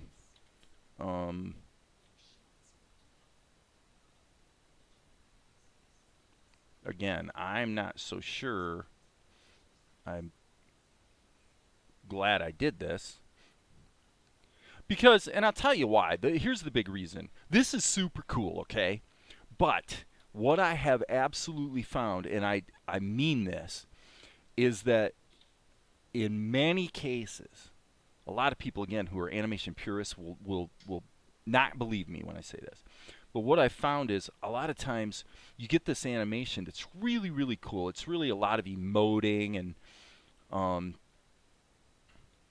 not loving the eyes here, by the way, on this one. And when you then go into the show and cut most of it out and do what they do in anime, where you distill it down to the one pose that actually captures the entire mood of the shot better than any of the others, what you find is that it plays back. It's just as good. You know, again, if you're an animation purist, if you're a Disney type person, if you're the kind of person who would subscribe to AMB animation because what you care about is traditional 2D animation, you're not going to believe me, and you're not going to like what I just said. But I'm telling you, and it's why when I look at, I've talked about the Disney period in the 60s, the middle period where they were repeating themselves a lot with the way they approached physical animation. And it's like you have this really good animation, no question about it. The stuff moves well, but it doesn't make necessarily a great storytelling. You know, you can still have a really boring or stupid story that's poorly written or whatever. And I really think that Disney fell into that in the 60s where they thought that the animation was carrying the day. And clearly it wasn't. And by the way, audiences would support that view. Because we're talking about movies that struggled, you know, that weren't necessarily all that successful. So as much as I like this as well, I think this is a lot of fun to do and it's super cool. I don't necessarily think it means I'm doing a great job making a show. So, you know, and since it is expensive to do in the sense that it takes a lot of time, you know, because there's just so many drawings, you want to really kind of think twice. But again, for today, you know, this is an interesting exercise and it is fun to do. So now his shoulders hunch up. We're seeing, I mean, this is the kind of stuff probably, I bet you most people that ever come here, this is really what they want to see. I'm sure of it. I could be wrong, but I'll bet you. You know, you want to see this loose kind of, you know, I can do it. I can do it, people. It's not a problem. And the challenge you have as an animator, guys, is going through here and being real honest with yourself about how the story's playing and then getting the timing right. Basically, how long do we extend each of these drawings? What you're going to find is that to get the emotion into the story, this is going to wind up being a lot longer shot than you thought. Okay? You're going to want all those poses to play out, and it is cool, especially in isolation. Apart from the show entirely, it's like you go, oh, this is so much fun. This is so cool the way everything moves. And then I've had this happen where you find out that if you do distill it down to one or two poses that pretty much tell the story,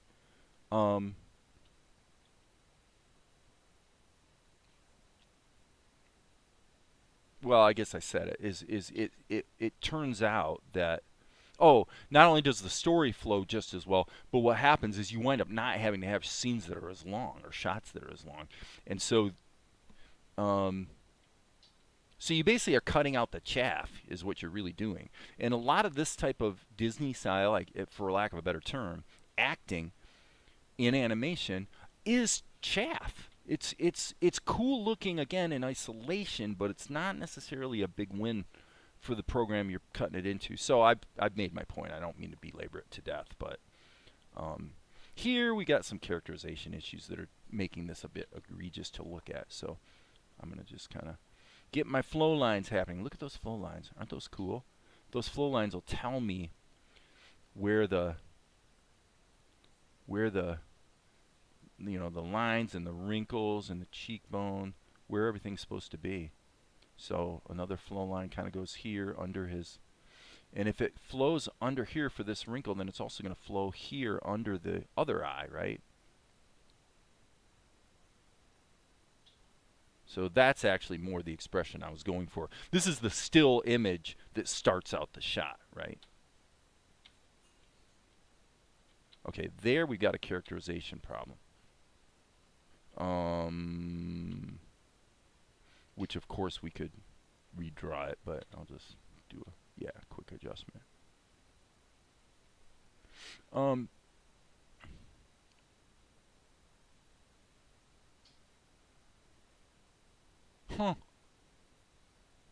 yeah, and again, thank you, Darren. That was a bit of a mystery there.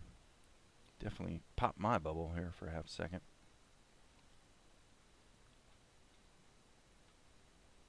So here the hand kind of goes like that. And so again, with all this animation, what you wind up, if you really want to do it right, then you got to go through and you're going to be looking at every little thing. You know, look what his hand just did. Here, the fingers, you're actually seeing the fingers back here, but you're seeing the pinky here. So, you know, and now they kind of come out this way. Well, you got to, you know, if you're going to be Mr. Purist, you got to give attention to every single one of those fingers, baby. You really do. Otherwise, now to a degree you can get away with it because if it's moving, you know, if you got a lot of tweens in there and things are moving, then obviously you can be very loose with it. You know, it's just like Glen Keane. You know, if you look at Glen Keane, you can find it on YouTube, animating Ariel or what was the other one? I think Beast. The Beast one might have been a drawing, though. I can't remember, but you can find videos of Glen Keane animating live in front of an audience kind of thing, demonstrating.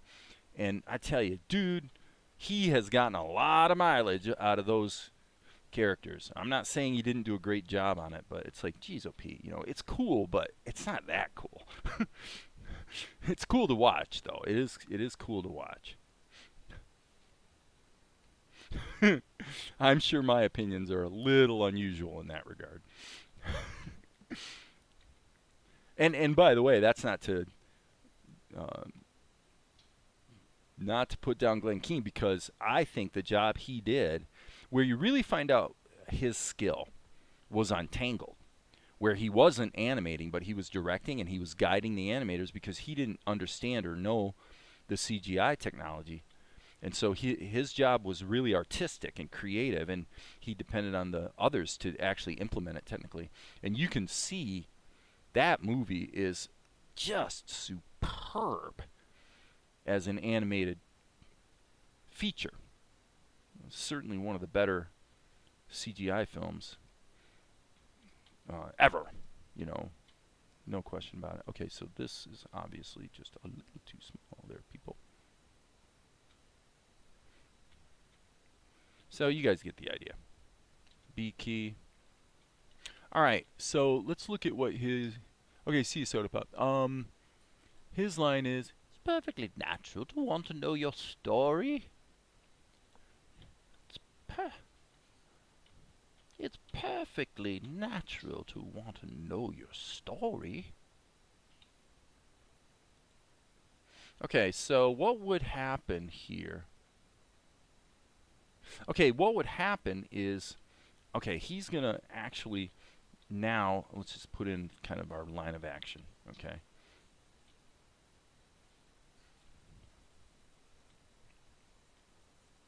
So we're doing the Disney thing here. So, okay, if we're going to do it, let's do it. Okay, so when he says story, he's not talking to Mel. This is important. He's not talking to Mel. He's talking into space. So again, we're back to the emotion of it. And what's going on here is, and this is what I consider usually when I see it in CGI or 2D animation, I usually find it to be overacted. It's heavy-handed. I'm doing it though. I'm going to do it here just to show you what I'm talking about. Okay. So when he says it's perfectly natural to want to know your story, look at the expression on his face. It's like this sympathetic feeling that where Asher is echoing what he thinks Mel's feelings about it would be.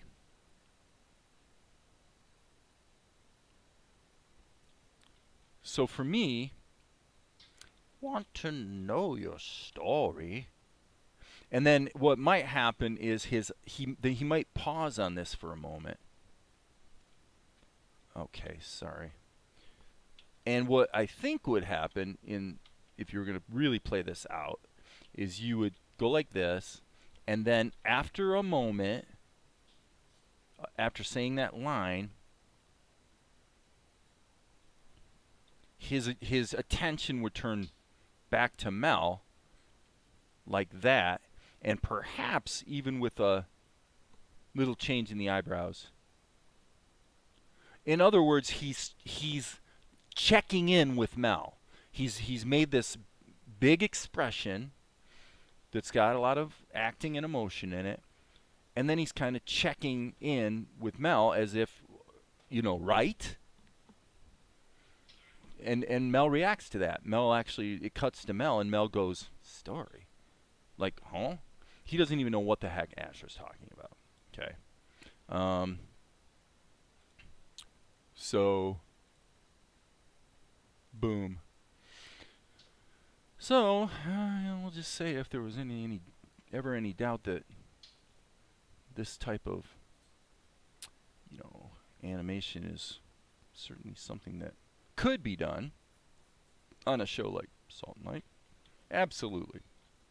Should it be done? Not so sure. Not so sure. Not so sure.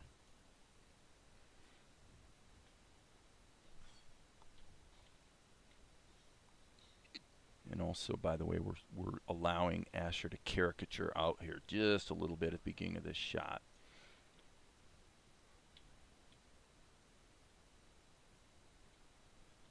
Okay, so he says, so this is, again, Asher is overacting. He's basically, how do you put this? I think you guys know what's going on here, but basically Asher is treating Mel as if he has a need that Asher's projecting onto Mel that Mel would have, that Mel doesn't actually have. Not at this point, anyway. It begins to come out, actually, after all these gyrations, where Mel does say, well, I have always kind of wondered where I came from. But for him, it's very matter of fact. It's like, yeah, I was kind of curious about that. Sure. Now that you brought it up. So Asher's letting this major cat out of the bag that he didn't intend. Which means, which basically makes Asher a little bit of a buffoon. And Asher really is not a buffoon. So that aspect of it is also a little objectionable. And this is the mistake that animators often make, is that you're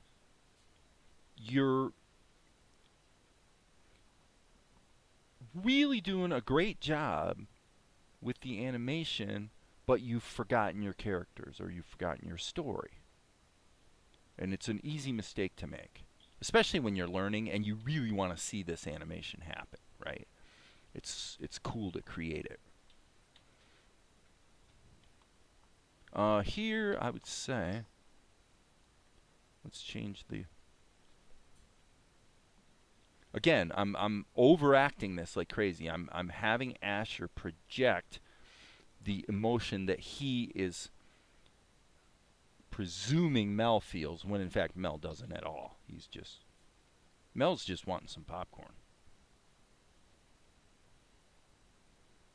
And again, here I think I kind of made a bad choice on the eyebrows.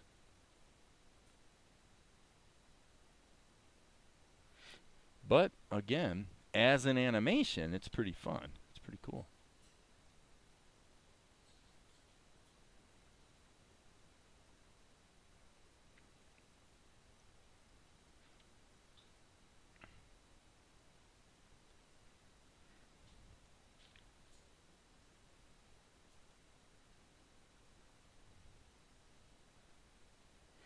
There, probably should lower that a bit.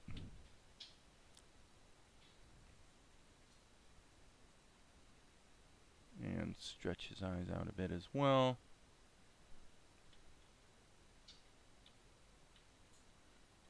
So, back to the top, 2 frames a second. Now, can you imagine having to tween this? Tween this out to, a proper 12 or 24 frames per second. Yeah, you're looking forward to how it turns out when I'm sitting here debating whether it's even worth doing at all. We've clearly got some tweens missing. Okay. I mean, it's endless. If we kick the frame rate up to 4, you could literally start going through here and, well, let's just take all these, reframe them on 2s, and then, I mean, we might as well, because guess what? If we're going to go down this road, this is what we have to deal with. Now, there may be a couple of these that get deleted. Okay. But let's just see what happens here. Okay. So now we got a tween. All right, if we onion skin, okay, it would not be a horrible idea to do what I talked about the other day, which is create a level, all right, and then here, well, okay, so this actually causes a problem. This doesn't work. I'm going to hit undo and just get rid of that. Okay, so probably what I need to do is just add a different color here. And we'll do the, okay, so we've got this.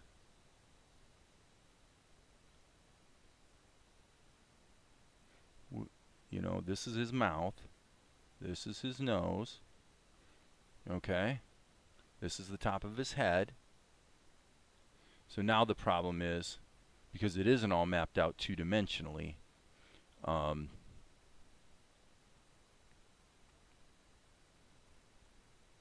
okay. So now what I'm going to do is I'm going to grab just the most broad contours, and for I'm doing a straight tween, by the way. I'm not doing any easing on this one. Okay, jawline, jawline. So his shoulder evolves from there to there. His elbow comes back here. This isn't hard, you guys. This is not really difficult at all. Okay, his eyes go from here to here, so there's basically going to be an eye here-ish. There's going to be an eye here-ish. Okay, nose evolves that way, mouth evolves that way. Now I'm going to get these ridiculous onion skins turned off. And for now, because it's just nasty, I'm going to get rid of those. And, oops, wrong brush there, folks. So this is going to slide down this way. This is going to slide up. His eye cuts across like that. His nose, there's really no way around drawing his nose, so it basically has a crooked thing right there. Sort of like that. Mouth. Got to get that big jut on his jaw, or his cheek. Okay, so point here being that you can go as far and as long as you want. Does it look cool? Yes. It does look cool. Okay, so now we're doing a little bit of a morph. We don't want to be changing volume, so looking at the original, I'm going to pack that up there a little bit tighter and probably take this bit and move it down a little bit. So okay, so now we've got this to this, which is again a pretty substantial change. So I'll turn on the skins, which I find I probably need to just dial in the skins better because come on.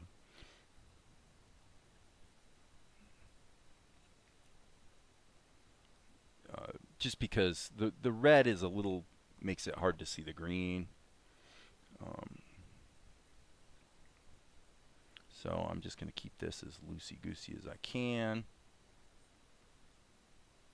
Very, very cartoony. And now we'll turn this back off. Okay, so we got this. Okay, so this goes here.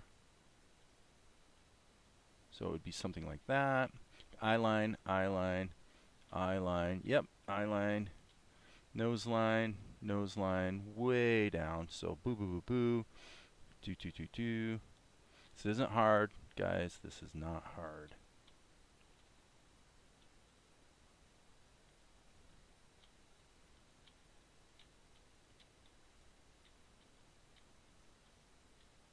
See? It's not hard. It just takes practice and discipline to make yourself not fiddle around with stuff that's not looking right, that you know, you're not being in denial. Okay.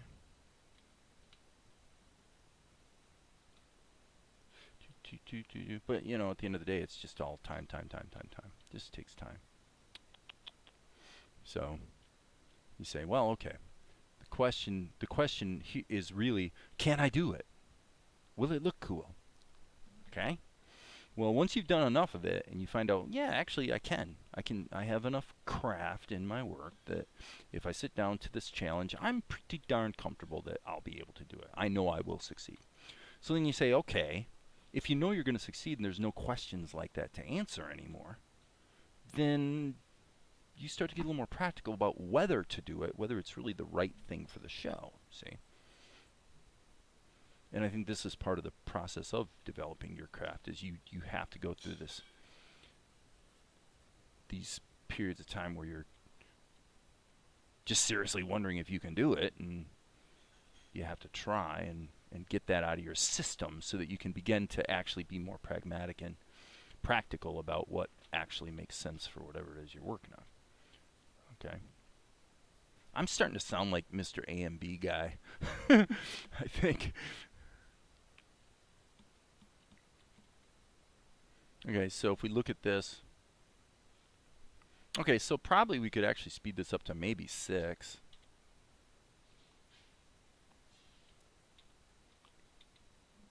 And let's go even further. Let's take it back up to 12 and see what we get. No, actually, let's not. Let's put it up to 8.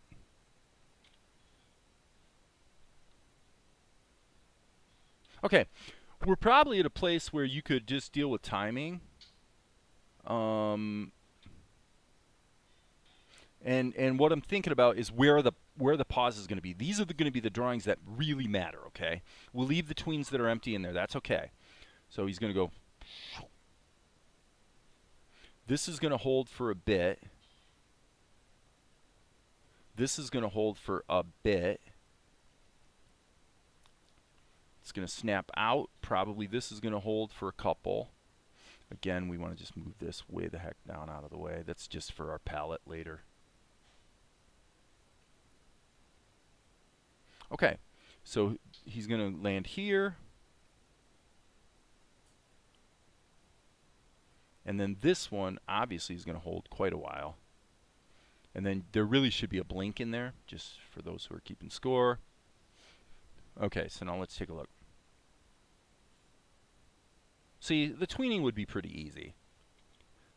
Perfectly natural to Okay, so now the timing of it is not quite right. It's perfectly natural. Okay, so he says natural.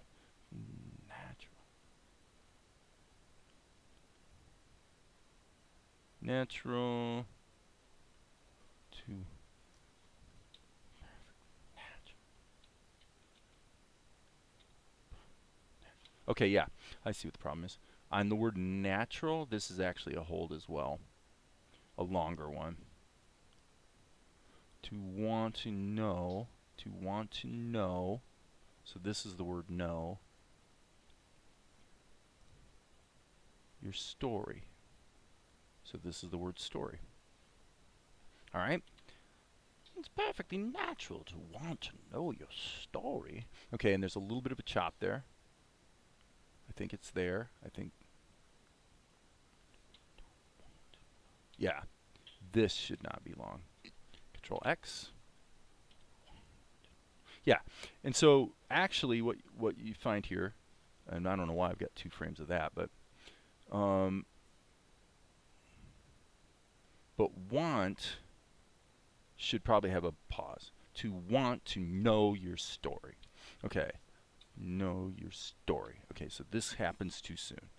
So there's the word story. This is a tween. I'm sorry.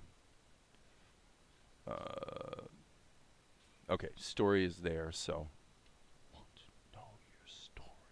Okay, so not bad. It's perfectly. Okay, perfectly isn't long enough, so it's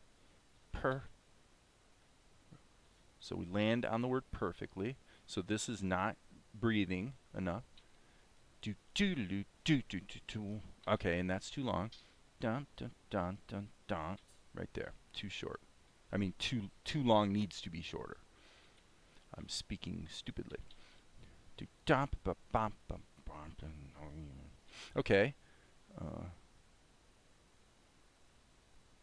Okay.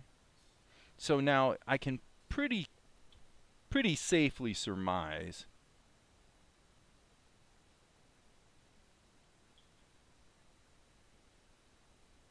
that this can be taken out. And oh my gosh, really? Yeah, the preview buffer is not updating properly. So this becomes a one.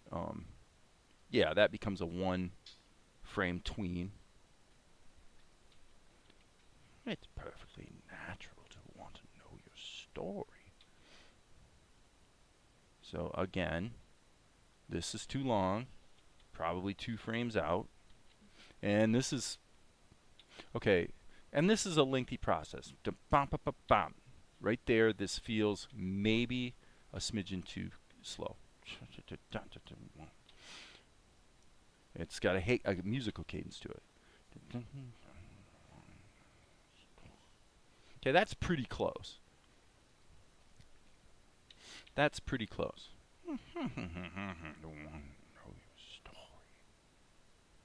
Yeah. Okay, so this can be deleted because, frankly, it's a direct flip from this to that.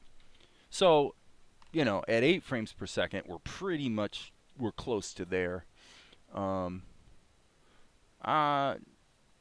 know, I tell you, AMB's, you know, a lot of people could learn a lot from him. You know, I respect AMB, even though he banned me from his YouTube channel. But he's a, you know, he's not a great. Let's tell you what, he's a very good animator. Not amazing, but he is a very good animator. His weakness is characterization. He really, and you could never tell him this. He would go cite all of his stupid storyboard credits and stupid stuff like that that doesn't mean anything in the world of actual animation. He would cite all these reasons why you don't know what you're talking about and ban you from his channel. But the fact is, he's pretty mediocre, in fact, downright very mediocre, at drawing a character that has the spark of life in the drawing itself. The magical, it pops, okay? It's something that, frankly, I'll just come out and say that I'm better at than he is. But when he does stuff that's a copy, like of a Disney scene from a movie, then he's pretty good. When he's copying someone else's characterization, he does a pretty good job. And again, when it comes to just animation and timing and stuff, I mean, anybody who's here that's wanting to learn animation, I would not dissuade them from, you know, taking his course or whatever, because, and it is obvious that he cares very deeply about the topic. He really does. It's very obvious that it means a lot to him, and he wants to encourage people to care about traditional 2D animation the way that he does. So it's all good.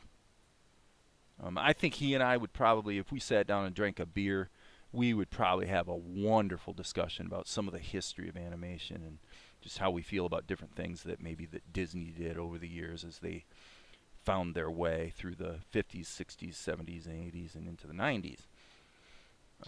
So, just saying. You know, this is an example where if you were going to really go crazy, what you could do here is you could actually do this. You could do something like this. Really have fun with it. Okay, so now we're getting, you know, let's look at this flow line that actually takes us through in per, you know, foreshortened. Now we're getting so far off the beaten path of what my show is that we're really asking for trouble. But okay, let's ask for trouble.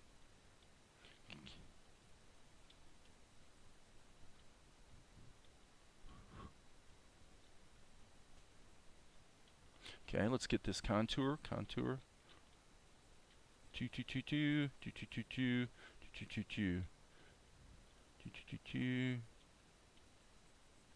Okay, so let's follow his ear.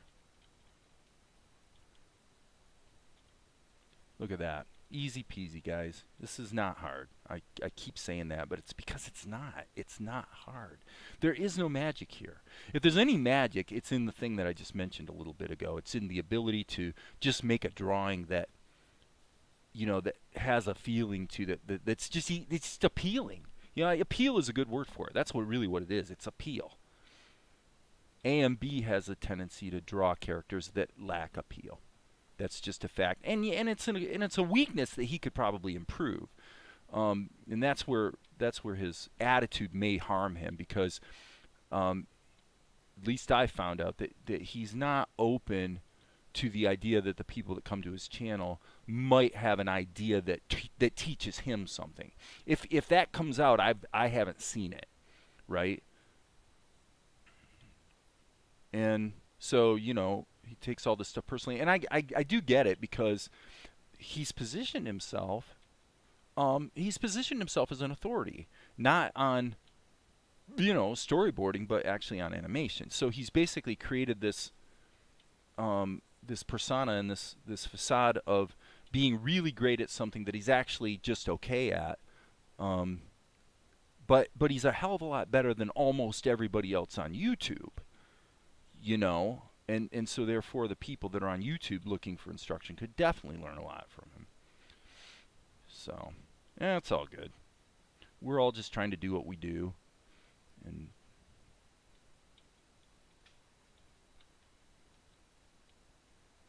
all just trying to do what we do. So now we're going to have this curvature here. His eye doesn't change much, so we'll just go like that.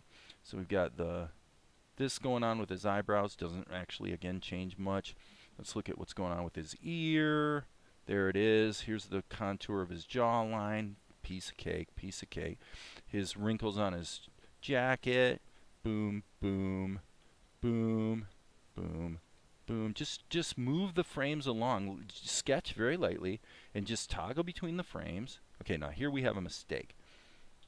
And just scribble it in as it moves. So you're literally drawing in motion. Literally drawing in motion. Nothing wrong with that. It becomes your guide. The whole key thing here is your first drawing better be good, because that's what you're building on. You know, so make sure at least that you have one good drawing to work with. Okay, and you will see that this is probably going to animate out just fine.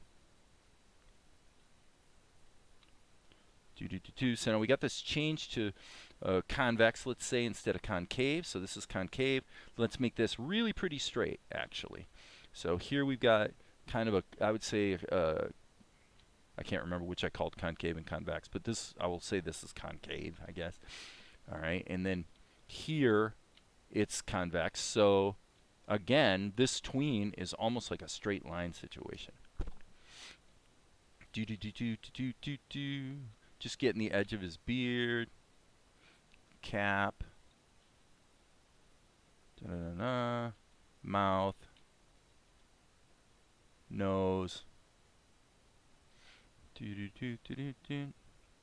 Okay.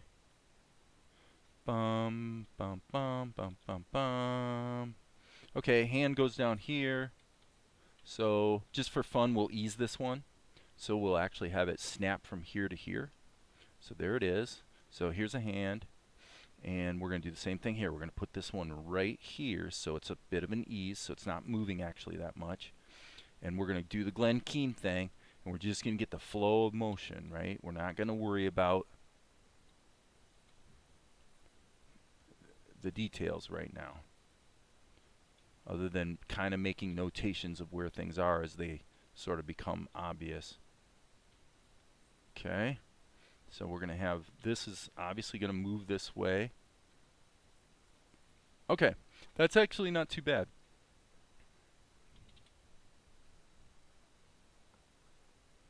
See? As I say, easy peasy. This isn't hard. Oops. That's the old shot that we're using as a template for a palette.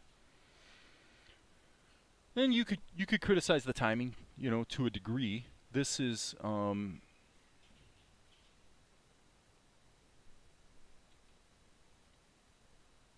you know, does this even need a tween here? I think not.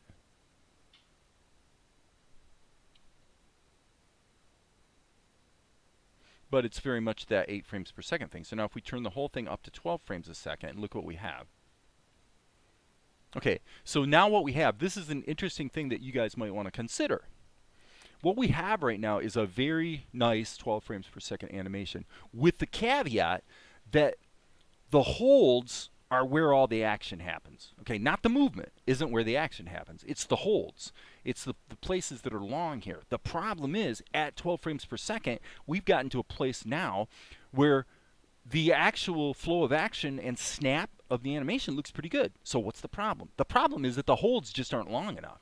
So what I'm going to do is I'm going to take every one of these holds and make them about half again longer to accommodate the fact that we're at 12 frames per second. And I will bet you that all of a sudden you're going to go, oh my gosh, this is like a really snappy, nice looking 12 frame per second animation. I guess for now we'll just turn this column off and we'll set the ending here. So I will bet you this is going to look pretty good. See? Snappy. Now what's missing? Some people are going to say, well, you don't have anticipation. You don't have recoil. You don't have squash and stretch to speak of, little bit, but for me, I like this look. I like the snappy character of it. Because it's cartoony. It feels good to me, right? Somebody else might disagree. There's Valerie. So I'm going to let this loop, and I'm going to go hang with Valerie for 5 minutes, take a break. And you guys can study this and tell me. Put in the comments what you think. What you think could be improved. I'm open to ideas. You know, whatever. I'll be back in 5. I got to fill my cup anyway, I think.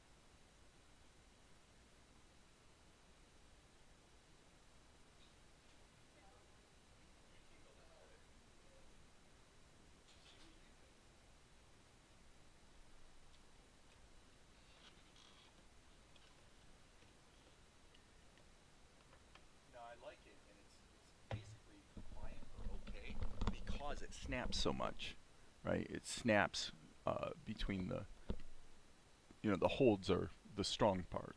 There's no recoil, there's no anticipation, so the stuff that would actually take it to the Disney level isn't really there, is the truth of the matter. Well, But what I don't like is the last one. well, the idea is that okay, but there's a lot of I'm trying to convey. What I'm trying to convey here is that Asher is he's basically in his own world here. Okay, so he says, "Well, it's perfectly natural to wonder about your story." And then he looks over at Mel like he's kind of caught in a moment here where he's gone a bit overboard and didn't really realize it. So that's what I'm trying to convey. So that last pose is quite purposefully.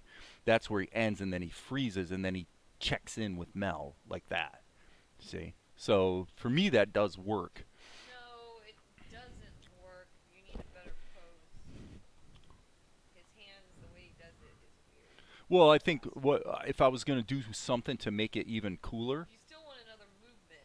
Right. It's Well, not well, that what I would do is I would do this. This is how I would do that. Okay, how are we going to carry out that acting?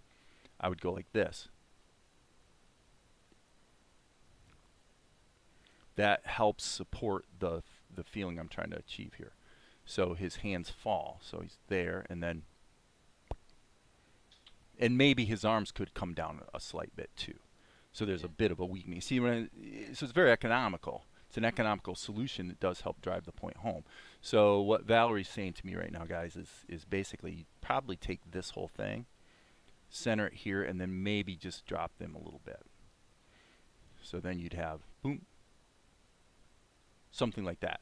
Tells the story, and then it cuts back to Mel, and Mel goes, "Story?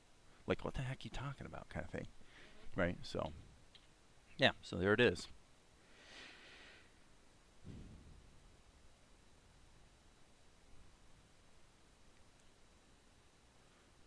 Can Valerie have a mic? I can hand her my mic. Say whatever you want, Val. No, you know me. Tell the people what you think. Okay, play it again. Okay, she says play it again. I'm going to give her the mic so she can blab. I don't blab. Well, you don't have to blab, but at least you can if you want to. Alright, so here we're going to roll it. Alright. No, it's the okay, go back to the story. Okay, hold on. Know your story. One more. No, up. No. Know your story. It's just a weird. Okay. It feels weird between no and story. Okay, maybe what might help there is this. We're going from here and then have a more palpable drop with the shoulders. So this is his to know your story. That's why I say it's overacted. It is. And then That's maybe fine. drop them even more. Right? So like that. So there's this falling this way. Can you move the one hand up a little bit? Okay. The right hand Yeah. on this one. Yeah. So take the whole thing and rotate it, you mean? Yeah. So you're going to take this.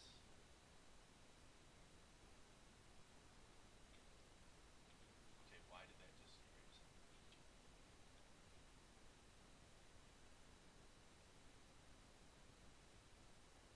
And I think I'm perfectly natural. There's probably a tween missing in there. And sort of smooth out that transition. Mm. Yeah, there's just something. It's like trying to. It's hard, right? Uh-huh. So she's trying to key into what it is about it that's bugging her, and she's having a hard time capturing what exactly it is. It's got something to, and frankly, this I tend to agree with her that right here, this really needs a tween. To get from this to this, actually needs to be.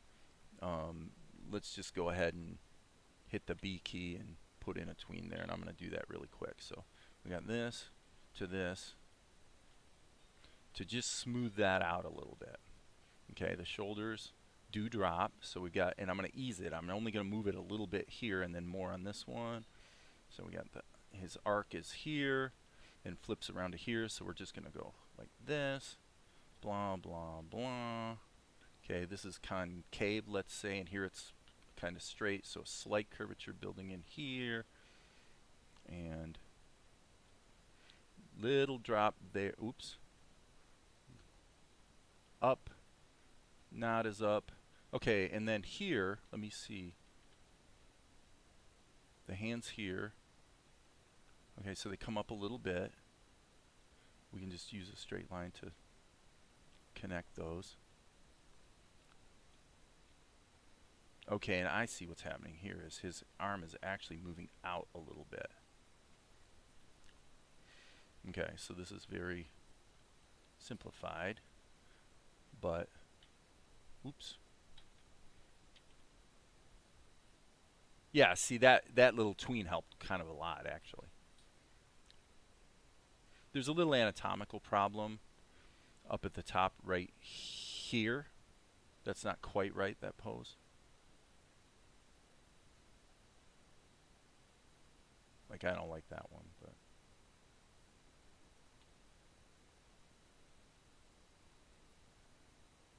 yeah, I mean the acting feels about right now to me. Perfectly natural to want to know your story.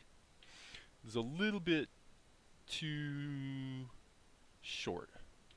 Know your story.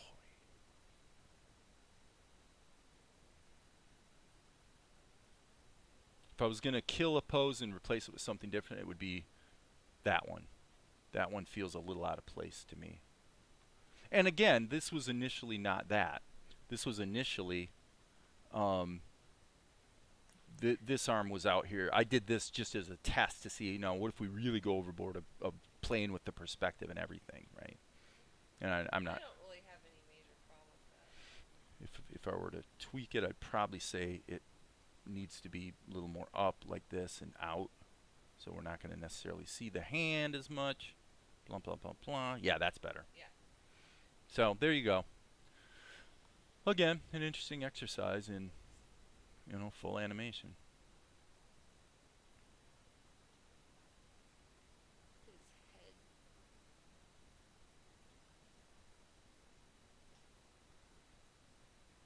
Can you actually have him have his head up farther and then drop it on the last pose? On the very last pose? Yeah, I mean, he's already fine on the really last pose. What I'm saying is have his head, his chin up farther before he drops it. Oh, here? And go.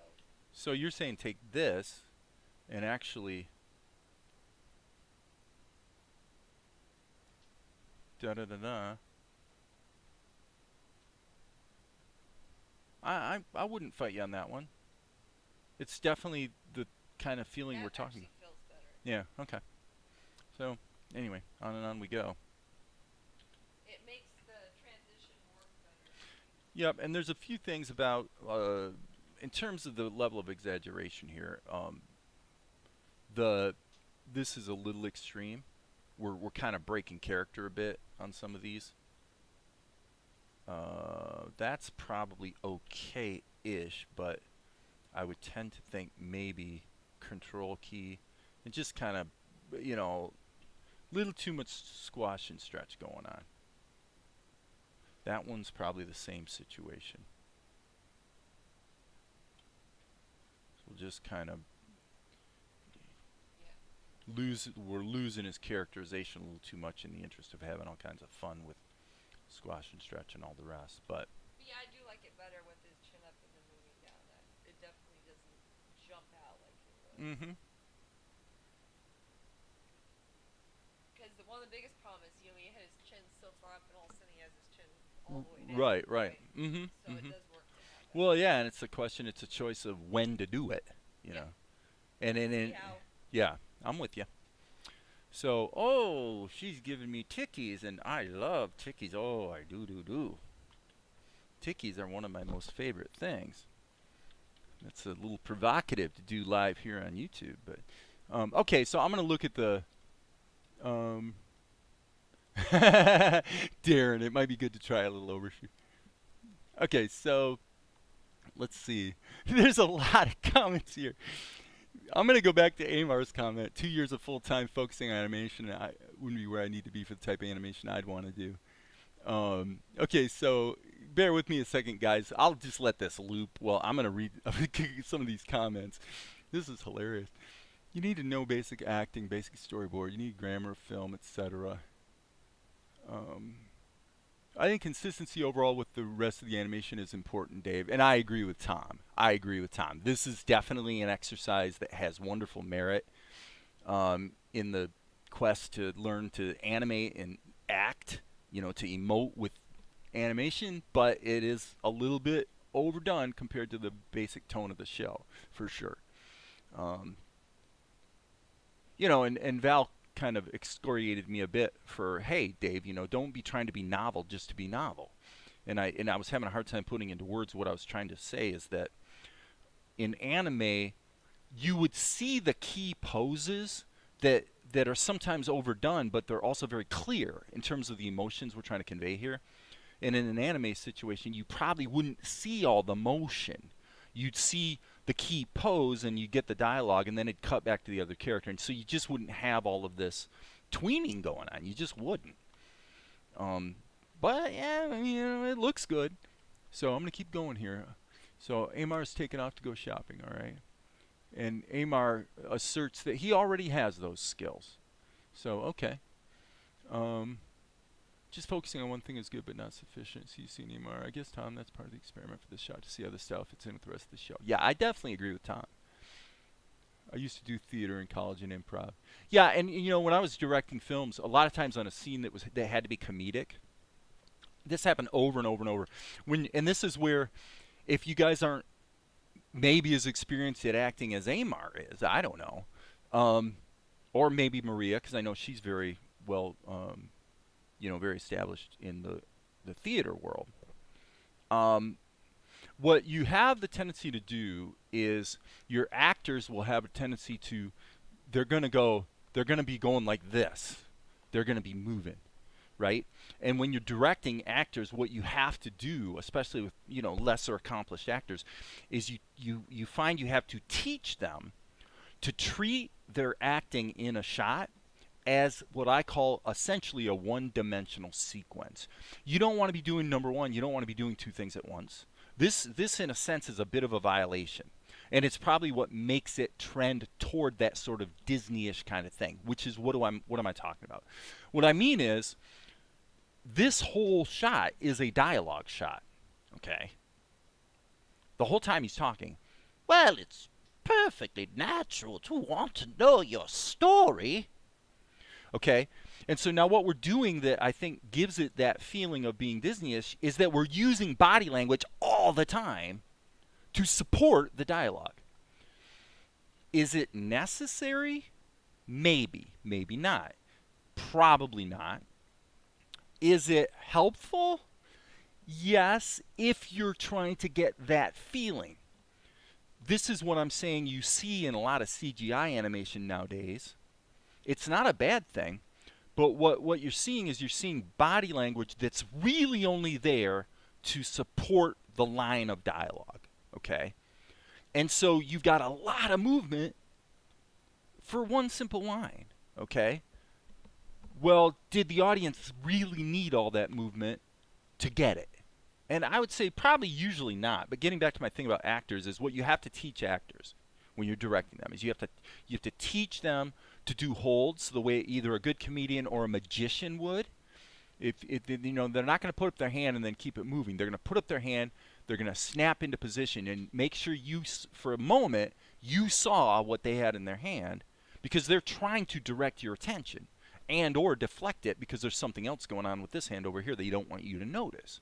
So the way you snap, this is a successful animation in the sense that it uses that snap well to tie the whole motion together in a way that is very, very, very clear. And now it becomes a question of, well, are each of these holds that we see actually doing a good job, the best job they could, of conveying what that moment right there is, that what that moment really needed? And then could you take it even further? Well, of course you could. Like on this pose, as he's saying it, if you were going to really over animate it, you'd probably have his head rise up as he's saying the word perfectly. It's perfectly natural to want to understand your story, right? And it's all good. You know, it's all kind of interesting, and it all just undergirds what the shot is there to accomplish. My only argument is, as a fairly economical animator, that usually this level of physical action that is really only there to support the dialogue is pretty much completely unnecessary in an anime type of show. So this part here at the end, I think is great. The snap there, and then that acting, I like. Up here at the beginning, when he's waving his hands around, is probably not my cup of tea. That's how I would say that. So I'm going to keep going here on the comments. I'm sure you guys probably find this interesting, because anybody that's into animation would find this stuff interesting, I'm sure. So Max says, good to know. I had my mind blown once I saw movie grammar, how a simple shadow changes a scene based on light source is amazing. Oh, that's for sure. I mean, you can illustrate that for yourself very easily by just putting the light source underneath your chin. All of a sudden, you've got a horror movie, you know.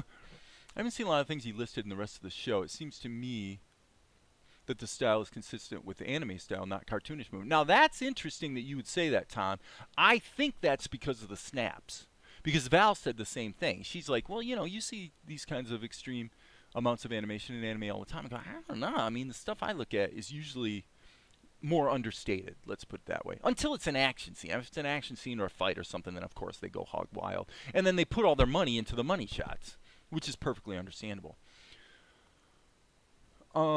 He focuses on facial expression, relatively sparse movement compared with a hyper movement. Yeah, so Tom's kind of making his argument about the fact that this shot may be a strong violation of the general tone of the show. You're talking about it when he swings the arms back. Yes. Can always be taken out if it doesn't work. Absolutely. So Valerie had her mic.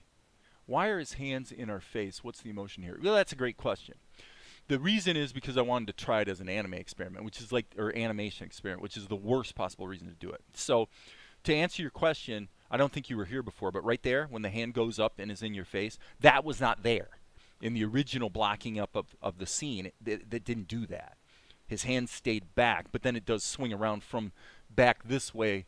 It goes from back to front, but it doesn't go up in your face like that. Okay, I agree with you if that's what you mean. I don't particularly like that either. I think that's doing more harm than good. So if it was me, and obviously it is, I would say this is fine. This tween is getting a little misguided. So I'm just going to take his arm out. And then this shot is not quite working for me. The tween there is probably okay. So now we can look at it with fresh eyes. So, and I would say I just really like it the way it was before, which is basically more like this. Okay, and so then all we're doing here is just basically getting out of this shot over to the tween. So it's still overacted, but we're not getting into the third dimension quite as much. And frankly, I'm sure I probably will like that better. Yeah, definitely. Absolutely.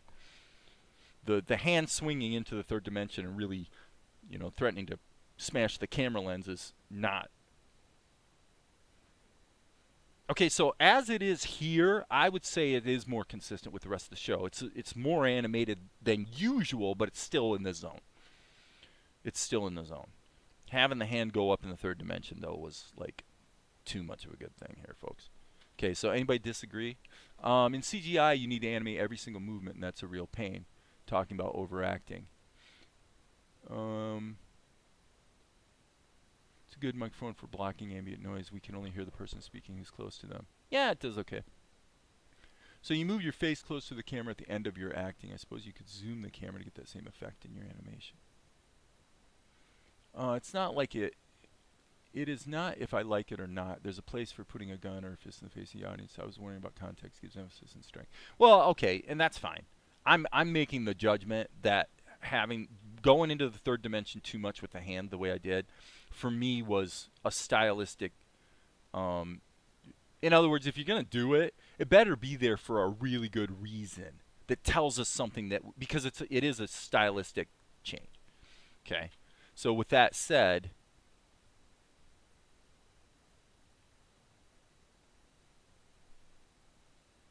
You know, here at the beginning, he's kind of moving back from the camera just a bit.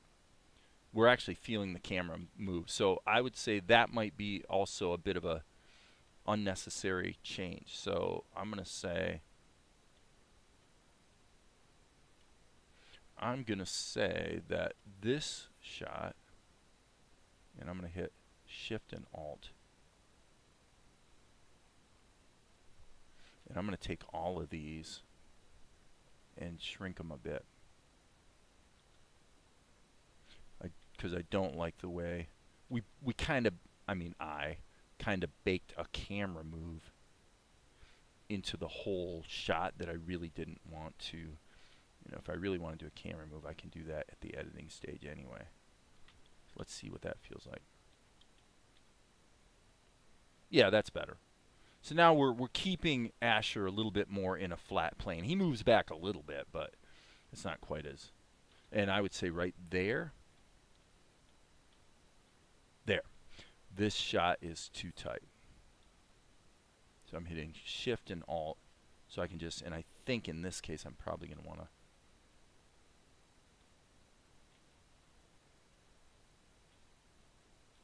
Yep, and I would say that's too big. So there's always this little bit of fine tuning you have to do. It just is what it is. And yeah, I would say that's not bad. And I think maybe this last pose is a little small, actually. Just a smidgen. Just a smidgen. Okay, not bad. And you're not going to, if I ink this and if I run with it as it is, you're not going to get, just for Darren was like, interesting to see how it'll turn out. I would say that you're not going to get any surprises. You pretty much can tell here from the pencil test what we're going to get.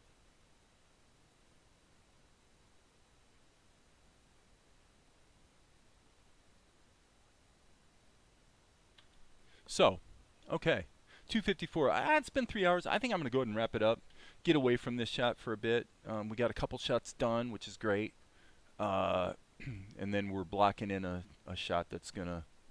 Let's go ahead and cut it into the show. This is playing at 12 frames per second, so what I'm going to do is go ahead and render this, double check my output settings, and I'm going to go ahead and render this and cut it into the show so that we can see what we have. Alright, so on the other screen I just rendered it, and let's go back here, and now we're going to actually be able to see how it flows, if it snaps us out of the show at all. So scenes, this is going to be 0000H. Grab it all, 98 frames, holy cow. And this is actually running at 12 frames per second, so we'll just go with it. H, smack it in there. Oh, my bad. Because of the, yeah. My bad, I gotta re-render that. Because I had the background in there. I do not want the background in there now, because I won't be able to see my character. Okay.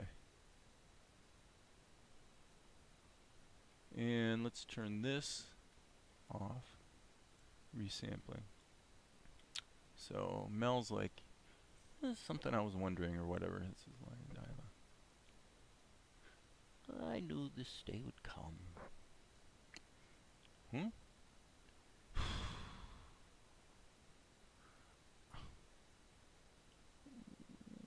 Well, Asher, I mean, it's perfect. I mean, sometimes a guy just feels, you know, hungry. Yes, yes, Melchizedek. It's perfectly natural to want to know your story.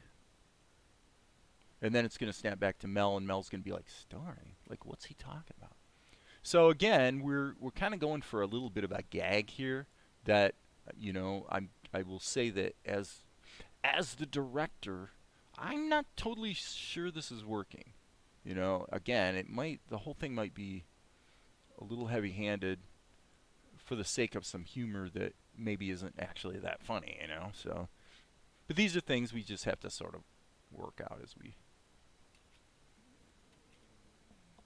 you know, as we pop it together and see how it flows. The main problem with this a whole scene at this point is there's a little bit of redundancy. Okay, so I, as an editor or a director, I would criticize it in this way. When we have this right here, we get that Mel is finding Asher's behavior confusing, which would mean that it is probably the case. I hate to say this, but if these two bits were completely cut out of the show, I mean, it's perfectly natural to want to know your. and you can see, and I'm correct. I am correct. The reality is these two clips could be cut out of the show, and the show would not suffer at all. Okay, you guys can disagree if you want, but I'm pretty sure that we could go from this to this straight to this, and the whole thing's going to be, you're not going to miss these two shots. And that's probably going to become important because this is a long scene and we're adding a lot of time here to the show. Again, just for this little bit of sort of an emotional, a bit of a gag.